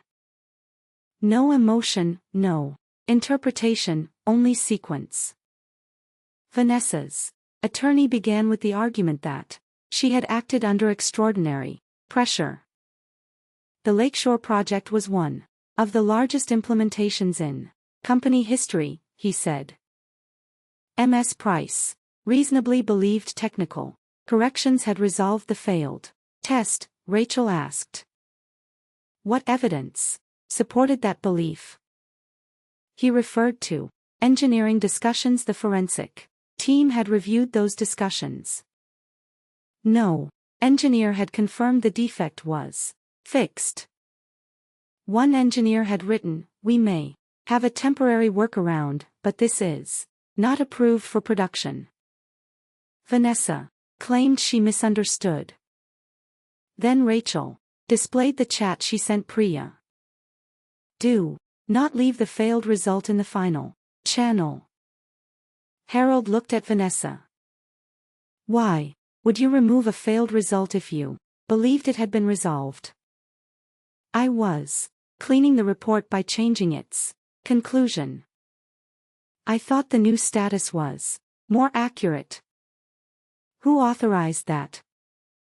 Ethan wanted the project to stay on schedule. Every head turned toward him. Ethan's attorney objected. Rachel clarified. Did Mr. Cole specifically instruct you to alter the test status? Vanessa swallowed. Not in those words. What words did he use? He said we needed solutions, not obstacles. That is not authorization. He made it clear what would happen if we missed the quarter. What would happen? He would lose his promotion. The department would lose funding. People might lose their jobs. Rachel's expression did not change. Did Claire Bennett tell you the launch remained unapproved? Yes. Did she give you permission to override her decision? No. Did she authorize you to use her signature? No. The admission fell quietly. No one gasped. No one shouted. That made it stronger. Vanessa's attorney leaned toward her. She ignored him. I did not think it would go this far, she said. Harold asked, how far did you think it would go? I thought Claire would fix it. The room became still. Rachel looked at me. Ms. Bennett had a mess. Price previously asked you to repair issues after presenting projects as complete. Yes, how often? More than once. Did Mr. Cole know? Yes, Ethan looked down. His attorney asked to question me. I agreed. Ms. Bennett, he said. You were the implementation director. Correct. Yes. You had supervisory authority over Ms. Price. Yes. Then regardless of who changed the file, did you not have ultimate responsibility for the project? I had responsibility to establish controls, review evidence, and report risk. Did the controls fail? They were bypassed under your leadership. After I documented my refusal and escalated the risk to the vice president, could you have prevented the incident by removing Ms. Price from the project? I recommended that her launch authority be suspended, pending review when. February 7th. Do you have proof? Naomi handed Rachel a printed email. It appeared on the screen. Due to unauthorized status changes, I recommend that Vanessa Price's approval permissions be temporarily suspended until quality assurance completes an independent review. Ethan's reply appeared below it, denied. We cannot destabilize leadership this close to launch. Manage the issue within your team. His attorney paused. I continued. I did not have authority to override the vice president. The attorney changed direction. You resigned immediately after being asked to accept a performance agreement. Yes. Did your Resignation create additional risk for the client. My transition memorandum identified all unresolved risks and recommended pausing the launch. But you knew the team relied on your technical knowledge. I also knew that continuing to repair altered files could destroy evidence. That sounds convenient. It was accurate. Did you want MS Price to fail after you left? No. Were you angry about her relationship with your fiancé? I was angry that my fiancé used his position to protect her. So personal jealousy influenced your decision? No. Personal betrayal ended my engagement. Professional misconduct ended my employment. A board member looked up from her notes. The attorney continued, "You have described MS Price as unqualified. I have described specific actions. Did you believe you were more competent than she was in the areas required to lead that project?" Yes. Vanessa looked at me. There was triumph in her expression, as if I had finally admitted arrogance. Then the board member asked, "Was that belief supported by performance records?" Rachel answered, "MS. Bennett's teams completed 11 major implementations with no material compliance findings. MS. Price led 2 projects independently. Both required post-launch remediation." The triumph disappeared. The forensic specialists presented the version history. Next, the approved configuration had been created by my team. On February 3rd, Vanessa's launch version appeared on February 10th. The files differed in 17 material fields. The altered version bypassed duplicate claim validation and changed the migration sequence. The immutable checksum report proved the approved file had never been replaced by me. Then came the validation certificate. My visual signature had been copied. The digital verification code belonged to a template, not to the final document. The certificate had been created on Vanessa's laptop. Her attorney argued that another person could have used the device. Security access records showed Vanessa was the only employee in the room at the time. Then came the deleted audit history. The attempt had been made through my credentials the night after I resigned. The recovery packet had been accessed by Ethan. The login came from Vanessa's laptop. The deletion command was entered 4 minutes later. It failed because the system had already been placed under legal preservation. Naomi's notice had arrived 11 hours earlier. That was the moment Vanessa truly panicked. She leaned toward her attorney. He whispered something. She shook her head. Harold asked Ethan to testify. He looked older than he had a month earlier without the title, the office, and my constant protection. He seemed smaller. Rachel asked whether he gave Vanessa the recovery packet. Yes. Why? She said an automated process had to be stopped. Did you verify that claim? No. Did you authorize her to use Claire Bennett's account? No. Did you understand that the recovery packet would allow access? Yes. Why did you provide it? He looked toward me. Because Claire had resigned and I believed Vanessa was the only person available to prevent the launch from failing. Did Ms. Bennett offer to help? No. Did you ask her? Yes. What did she say? She refused. Why? She said the project contained a false approval under her name and she would not access the system. Was that concern valid? Yes.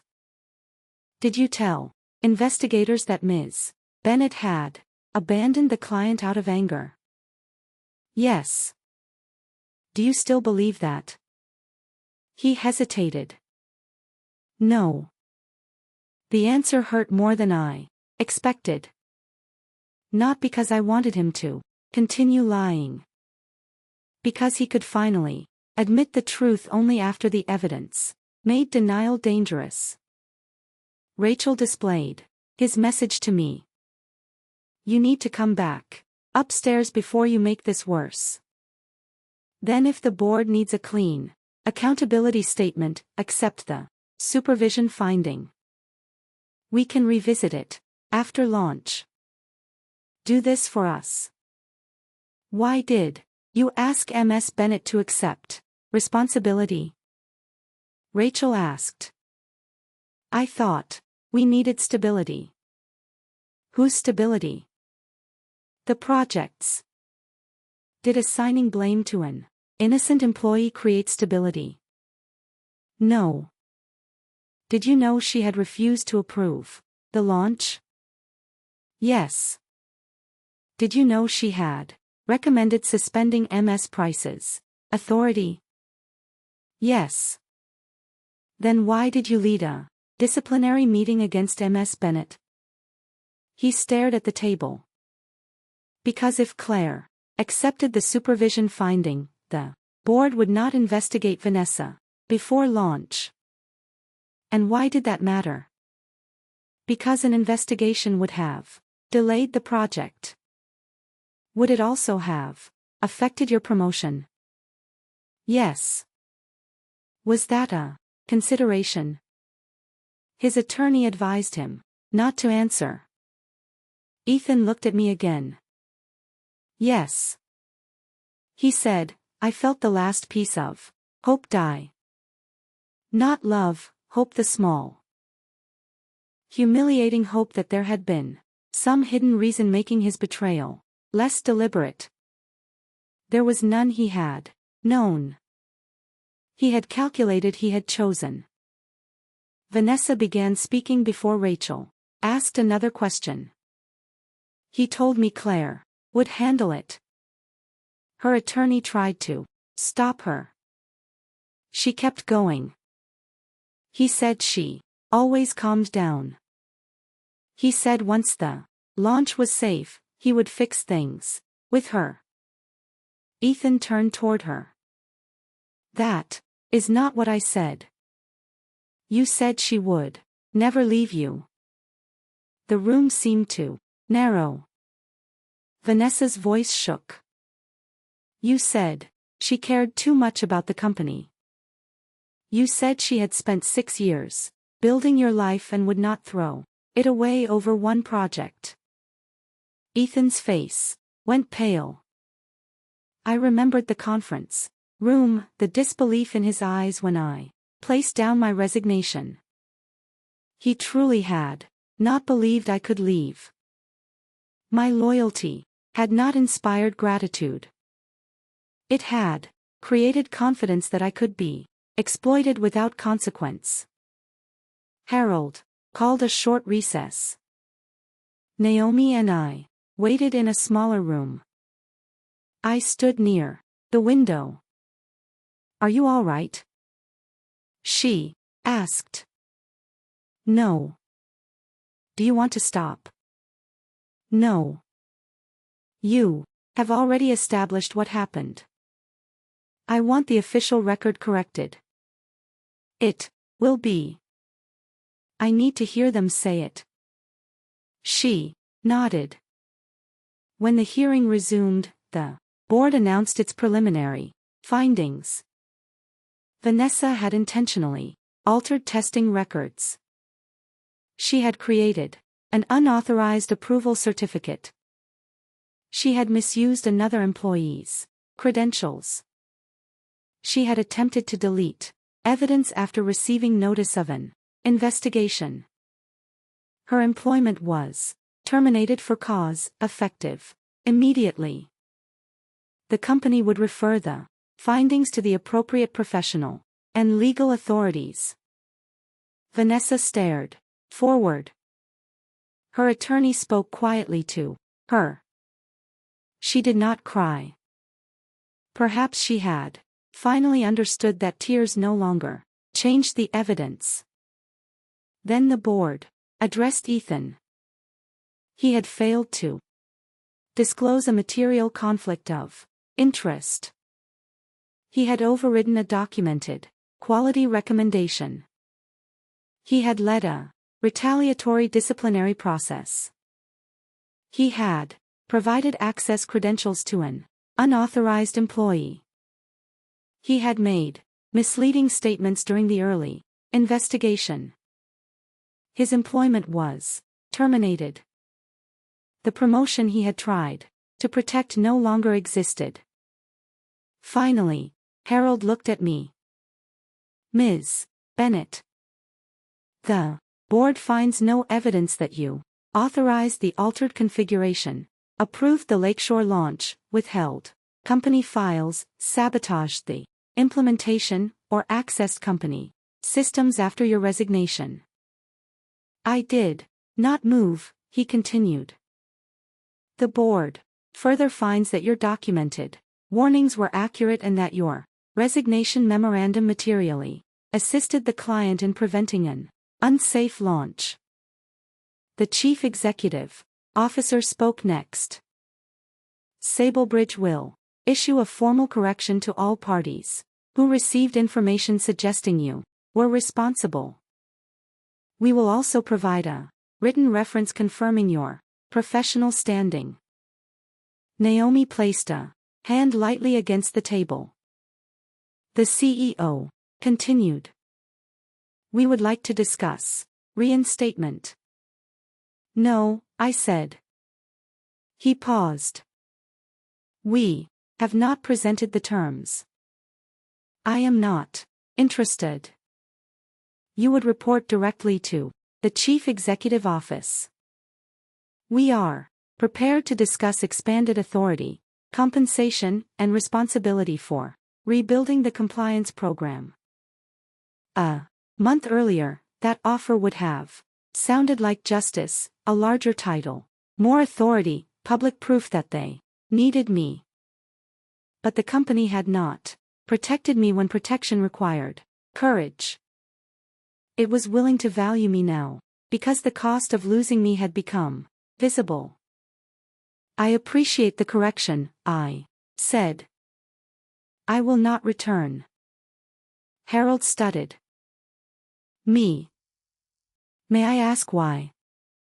Because restoring my title would not restore my trust. No one argued outside the hearing room. Several former colleagues waited in the hallway. Priya approached first. I am sorry, she said. Her eyes were red. For what? For staying silent in the first meeting. You told the truth during the investigation. I should have done it earlier. Yes. She looked surprised by my answer. In my first life, I had rushed to comfort everyone who apologized to me. I had assured them they had done nothing wrong, that had made forgiveness easy for them, and recovery harder for me. This time I allowed the truth to remain uncomfortable. Priya nodded. I understand. Miguel came next. I filed the report. He said, I know. I almost did not. I know. He looked toward the closed hearing room. I kept thinking that if I waited one more day, someone else would speak. That is how silence becomes a group decision. He accepted the words without defense. I am trying to do better. I hope you do. I walked toward the elevator. Ethan caught up with me in the lobby. Claire. Naomi looked at me. I will wait outside, she said. I nodded. Ethan stopped several feet away. His company badge was gone. His tie had been removed for the first time since I met him. He was not speaking as an executive. I am sorry, he said. You already said that. I did not understand the full extent of what Vanessa did. You understood what you did. I know people moved around us. He lowered his voice. I told the board everything after the forensic report proved it. I could have continued fighting. You would have lost. He flinched. I deserve that. This is not about what you deserve. Then what is it about? My life. He looked at my empty hand. I never slept with her while we were together. I believe you. Relief crossed his face too quickly. It does not change anything. I said the relief disappeared. I thought that mattered. It mattered when I still believed physical betrayal was the only kind that counted. I loved you. You loved the life I made possible. That is not true. When the truth threatened your promotion, you chose the promotion. I was afraid. So was I. I made the worst decision of my life. You made several decisions. He stepped closer. I will never ask you to forgive Vanessa. This is not about Vanessa. She manipulated me. She did. And you chose to use me. His mouth opened. No answer came. You knew I had not approved the launch, I continued. You knew I had warned you. You knew the disciplinary statement was false. Vanessa did not force you to slide it across the table. His eyes filled. I thought you would sign it. I know. I thought we would fix it afterward. I know. I thought you would not leave. I know. Every answer seemed to hurt him more. That was not why I gave them. I wanted him to understand that nothing remained hidden between us. No misunderstanding, no missing explanation, no alternate version where we could begin again. He removed the apartment key from his pocket. I came for the rest of my things yesterday, Lucy told me. He held out the key. I took it. His fingers remained open between us. Is there really no chance? He asked. No, not now or never. Never. He closed his hand. What am I supposed to do with that? Live with it. That is what you said at my parents' house. It is still true. He looked through the glass doors toward the street. I lost everything. No, you lost your position and our relationship. You still have the ability to decide what kind of person you become next without you. Yes. He looked back at me. I do not know how. That is no longer my responsibility. I walked outside. He did not follow across the street. Lucy waited beside her car. She opened the passenger door. How did it go? They cleared me and they fired both of them, and I refused to return. She smiled. There you are. I looked back at the building for years. I had entered those doors believing my value depended on how much chaos I could contain. Now, the building stood without me.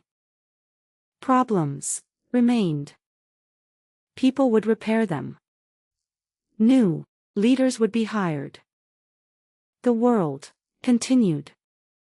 I got into Lucy's car. My phone vibrated before we pulled away. An email from Dr. Mara Whitfield. Lakeshore Memorial was building a new independent implementation review panel.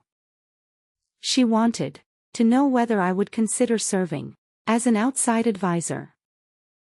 The fee was generous. The work was limited. The authority was clearly defined. In my first life, I would have accepted immediately to prove I was still wanted. This time, I closed the email. I would answer later. For once, I wanted to decide based on what I wanted, not on how urgently someone needed me. For the first month after the hearing, I did almost nothing impressive. I woke without an alarm. I walked along the lake. I helped Lucy repaint her kitchen. I attended therapy every Tuesday afternoon. I slept at first. Rest felt like failure. Every quiet seemed to demand justification. I should update my resume. I should respond to recruiters. I should publish a statement.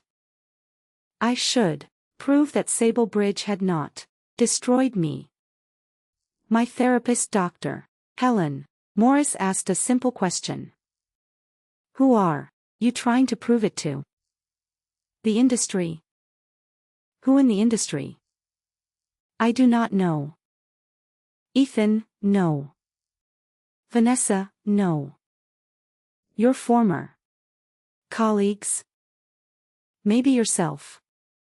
That answer frightened me for years. Productivity had been the language I used to reassure myself that I deserved safety if I worked hard enough. No one could dismiss me if I anticipated every problem. No one could blame me if I remained useful. No one would leave. That belief had made me excellent at my job. It had also made me easy to exploit. What happens if you do not prove anything this month? Helen asked. I lose momentum. Or I looked at the window, or nothing happens. Nothing happened. The world did not punish me for resting. The formal correction from Sable Bridge arrived 6 weeks after the hearing. It was sent to Lakeshore Memorial. Industry partners, former clients, and every executive who had received the original disciplinary summary. Sable Bridge Health confirms that Claire Bennett did not authorize the altered Lakeshore configuration and was not responsible for the compliance failures identified during the postponed launch. Ms. Bennett's documented actions were consistent with company policy and materially assisted in preventing an unauthorized implementation. I read the statement once, then I saved it. I did not frame it. I did not post it online. I did not send it to Ethan's mother. Vindication did not need an audience to be real. The settlement negotiations lasted another month. Naomi secured compensation for the retaliatory investigation, legal fees, reputational harm, and the improper use of my professional identity. Sable Bridge also agreed to a neutral non-disparagement clause that did not prevent me from discussing confirmed findings. The amount was enough to let me live comfortably for more than a year. In my previous life, I had spent almost all my savings defending myself. This time, the people who created the damage paid part of its cost. Vanessa was referred to state authorities for unauthorized system access and falsification of business records. The final legal consequences remained unresolved, but her professional certification was suspended pending review. 2 employers withdrew offers after requesting references. Ethan was not criminally charged. The investigators concluded that he had provided the recovery packet recklessly, but had not instructed Vanessa to delete records. He lost his position, his annual bonus, and several professional board appointments for 3 months. I heard nothing from him. Margaret sent one letter. It began with an apology and ended with a request that I speak to Ethan because he was not himself. I returned it unopened after reading the first page. His recovery was not my responsibility. In late spring, I accepted Dr. Whitfield's offer, not as a full-time executive, not as the person who would absorb every emergency. I negotiated a 12-week advisory contract with defined hours, written authority, and the right to withdraw if leadership ignored documented risk. When the contract arrived, I reviewed every clause. Then I asked for 2 changes. Dr. Whitfield accepted both. That moment gave me more satisfaction than any title Sablebridge could have offered. I was not being rescued. I was setting terms. The work introduced me to several independent specialists who believed compliance was not an obstacle to progress, but part of responsible progress. One was a cybersecurity auditor named Elena Ruiz. Another was a clinical operations consultant named Marcus Bell. Marcus was kind, funny, and married to a man he mentioned within the first 5 minutes of meeting me. That detail made me laugh later because in my previous life, I had believed every new beginning required a new romantic possibility. This life did not. Friendship was enough. Professional respect was enough. Peace was more than enough. By summer, Elena and I began discussing the possibility of forming a small advisory practice. She had technical security expertise. I understood implementation governance. We did not dream of becoming the largest firm in the industry. We wanted to remain selective.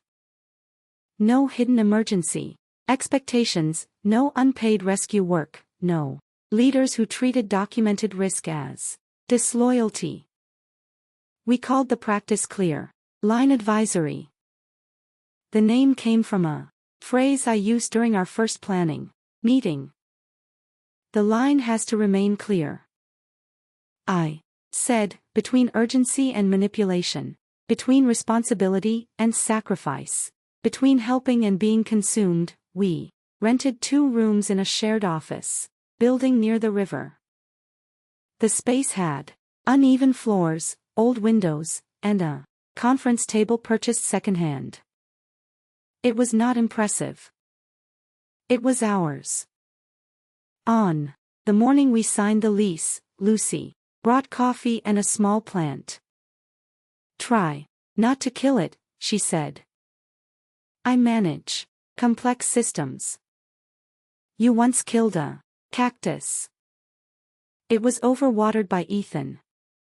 She looked at me carefully. It was the first time I had said his name without tension. "Do you miss him?" she asked. Sometimes. She waited. "I miss the person I thought he was." I continued. I miss the future I had already organized.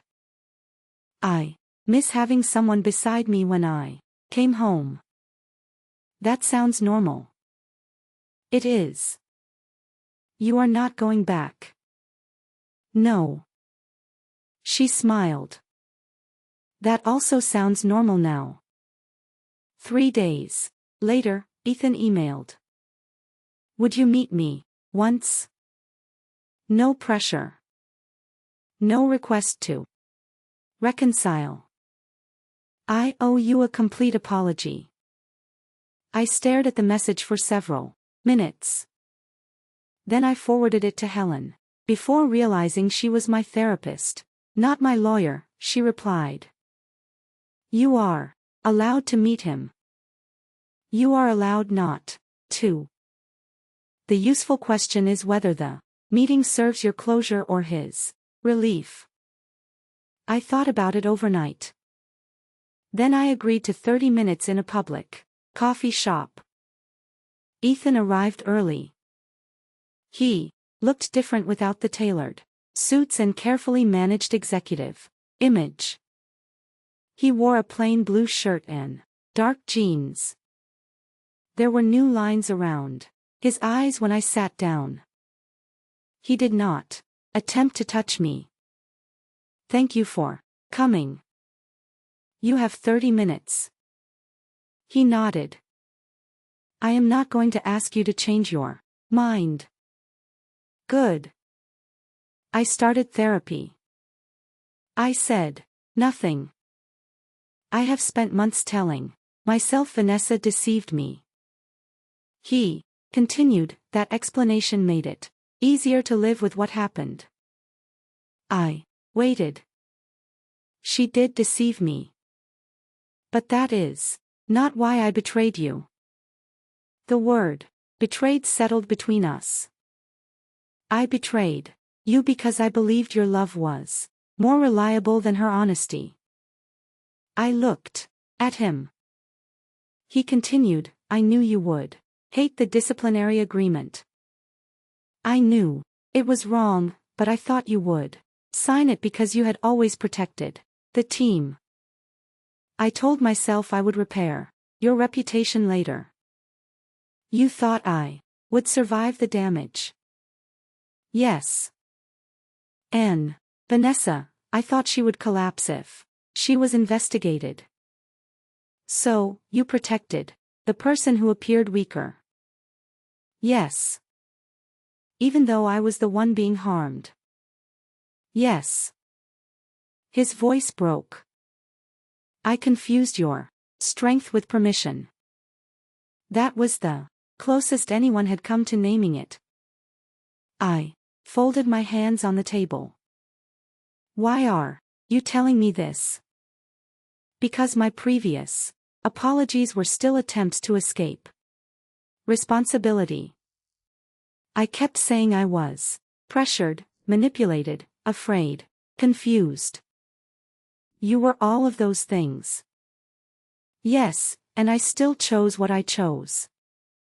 I nodded. He looked down at his coffee.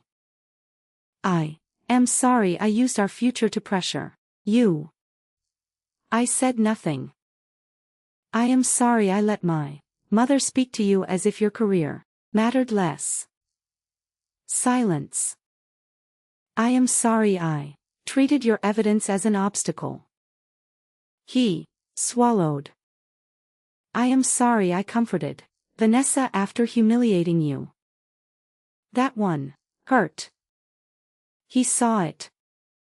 I am sorry I stayed at her apartment. Did anything happen that night? No, I believed him. It no longer mattered. I am sorry. I thought you would never leave. He said. I looked through the window.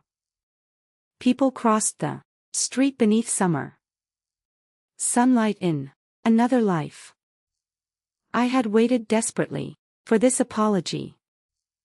I had imagined that hearing the correct words would return something to me.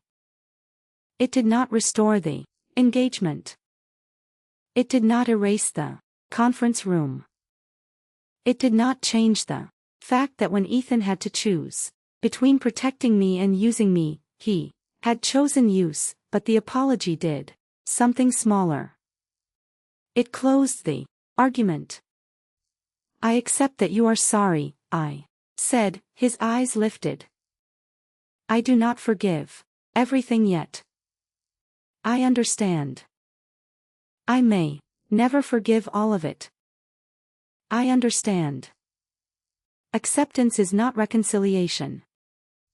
I know. Your apology does not create access to my life. He nodded. Tears stood in his eyes, but he did not ask me to comfort him. That was the first respectful thing he had done for my pain in a very long time. I hope you become better, I said. He gave a small broken smile. I used to imagine you would be there when I did. I will not. I know. I stood. He did not reach for me at the door. I turned back once. He sat alone at the table for a moment. I saw the man I had loved. Not a villain, not a monster. A frightened, ambitious man who had believed my loyalty could be spent without my consent. Understanding him did not require returning to him. I left. Clearline signed its first major contract in September. A regional hospital network wanted an independent review of its implementation governance. During the first meeting, the chief technology officer tried to add several responsibilities outside the proposed scope. In my old life, I would have accepted them. I would have told myself that being flexible proved my value. Instead, I closed the document. That work is not included in this agreement. He frowned. It would only require a few additional reviews. Then we can amend the scope and fee. We are looking for a collaborative partner. So are we. Collaboration requires accurate expectations. The room became quiet. Elena sat beside me without speaking. She did not rescue me. She did not soften the boundary. She trusted me to hold it. The technology officer looked at the contract again. Send the amendment. After the meeting, Elena smiled. You did not even blink. I used to blink later alone while doing unpaid work at midnight. We do not do that here. No, we did not that evening. I stayed in the office after Elena left. Sunlight stretched across the wooden floor. The plant Lucy gave me sat on the windowsill. Still alive. On my desk were 3 objects. The signed Clearline contract, the formal correction from Sable Bridge, and the empty blue box that had once held my engagement ring. I had found it while unpacking. The ring itself had remained with Ethan. The box was mine for weeks. I had considered throwing it away. Instead, I placed the Sable Bridge correction inside, not as a trophy. As a reminder, the ring had once represented a promise that someone else would build a life with me. The correction represented something more important. I had protected my own name when the person who promised to love me would not. I closed the box and placed it in the bottom drawer. Then I opened the window. The city sounded different from the 19th floor of Sable Bridge. Less distant, more human. Cars moved below. Music drifted from a boat on the river. Someone laughed on the sidewalk. I thought about the night I died. The wet road, the headlights, the terrible certainty that I had waited too long to choose myself. For months after waking again, I believed I had been given a second life to expose Vanessa. Then I believed I had returned so Ethan could understand what he lost. Both ideas were wrong. Vanessa's punishment was not the purpose of my life. Ethan's regret was not my reward. I had returned for the moment in the conference room when everyone expected me to pick up the pen. I had returned to discover that I could leave it on the table.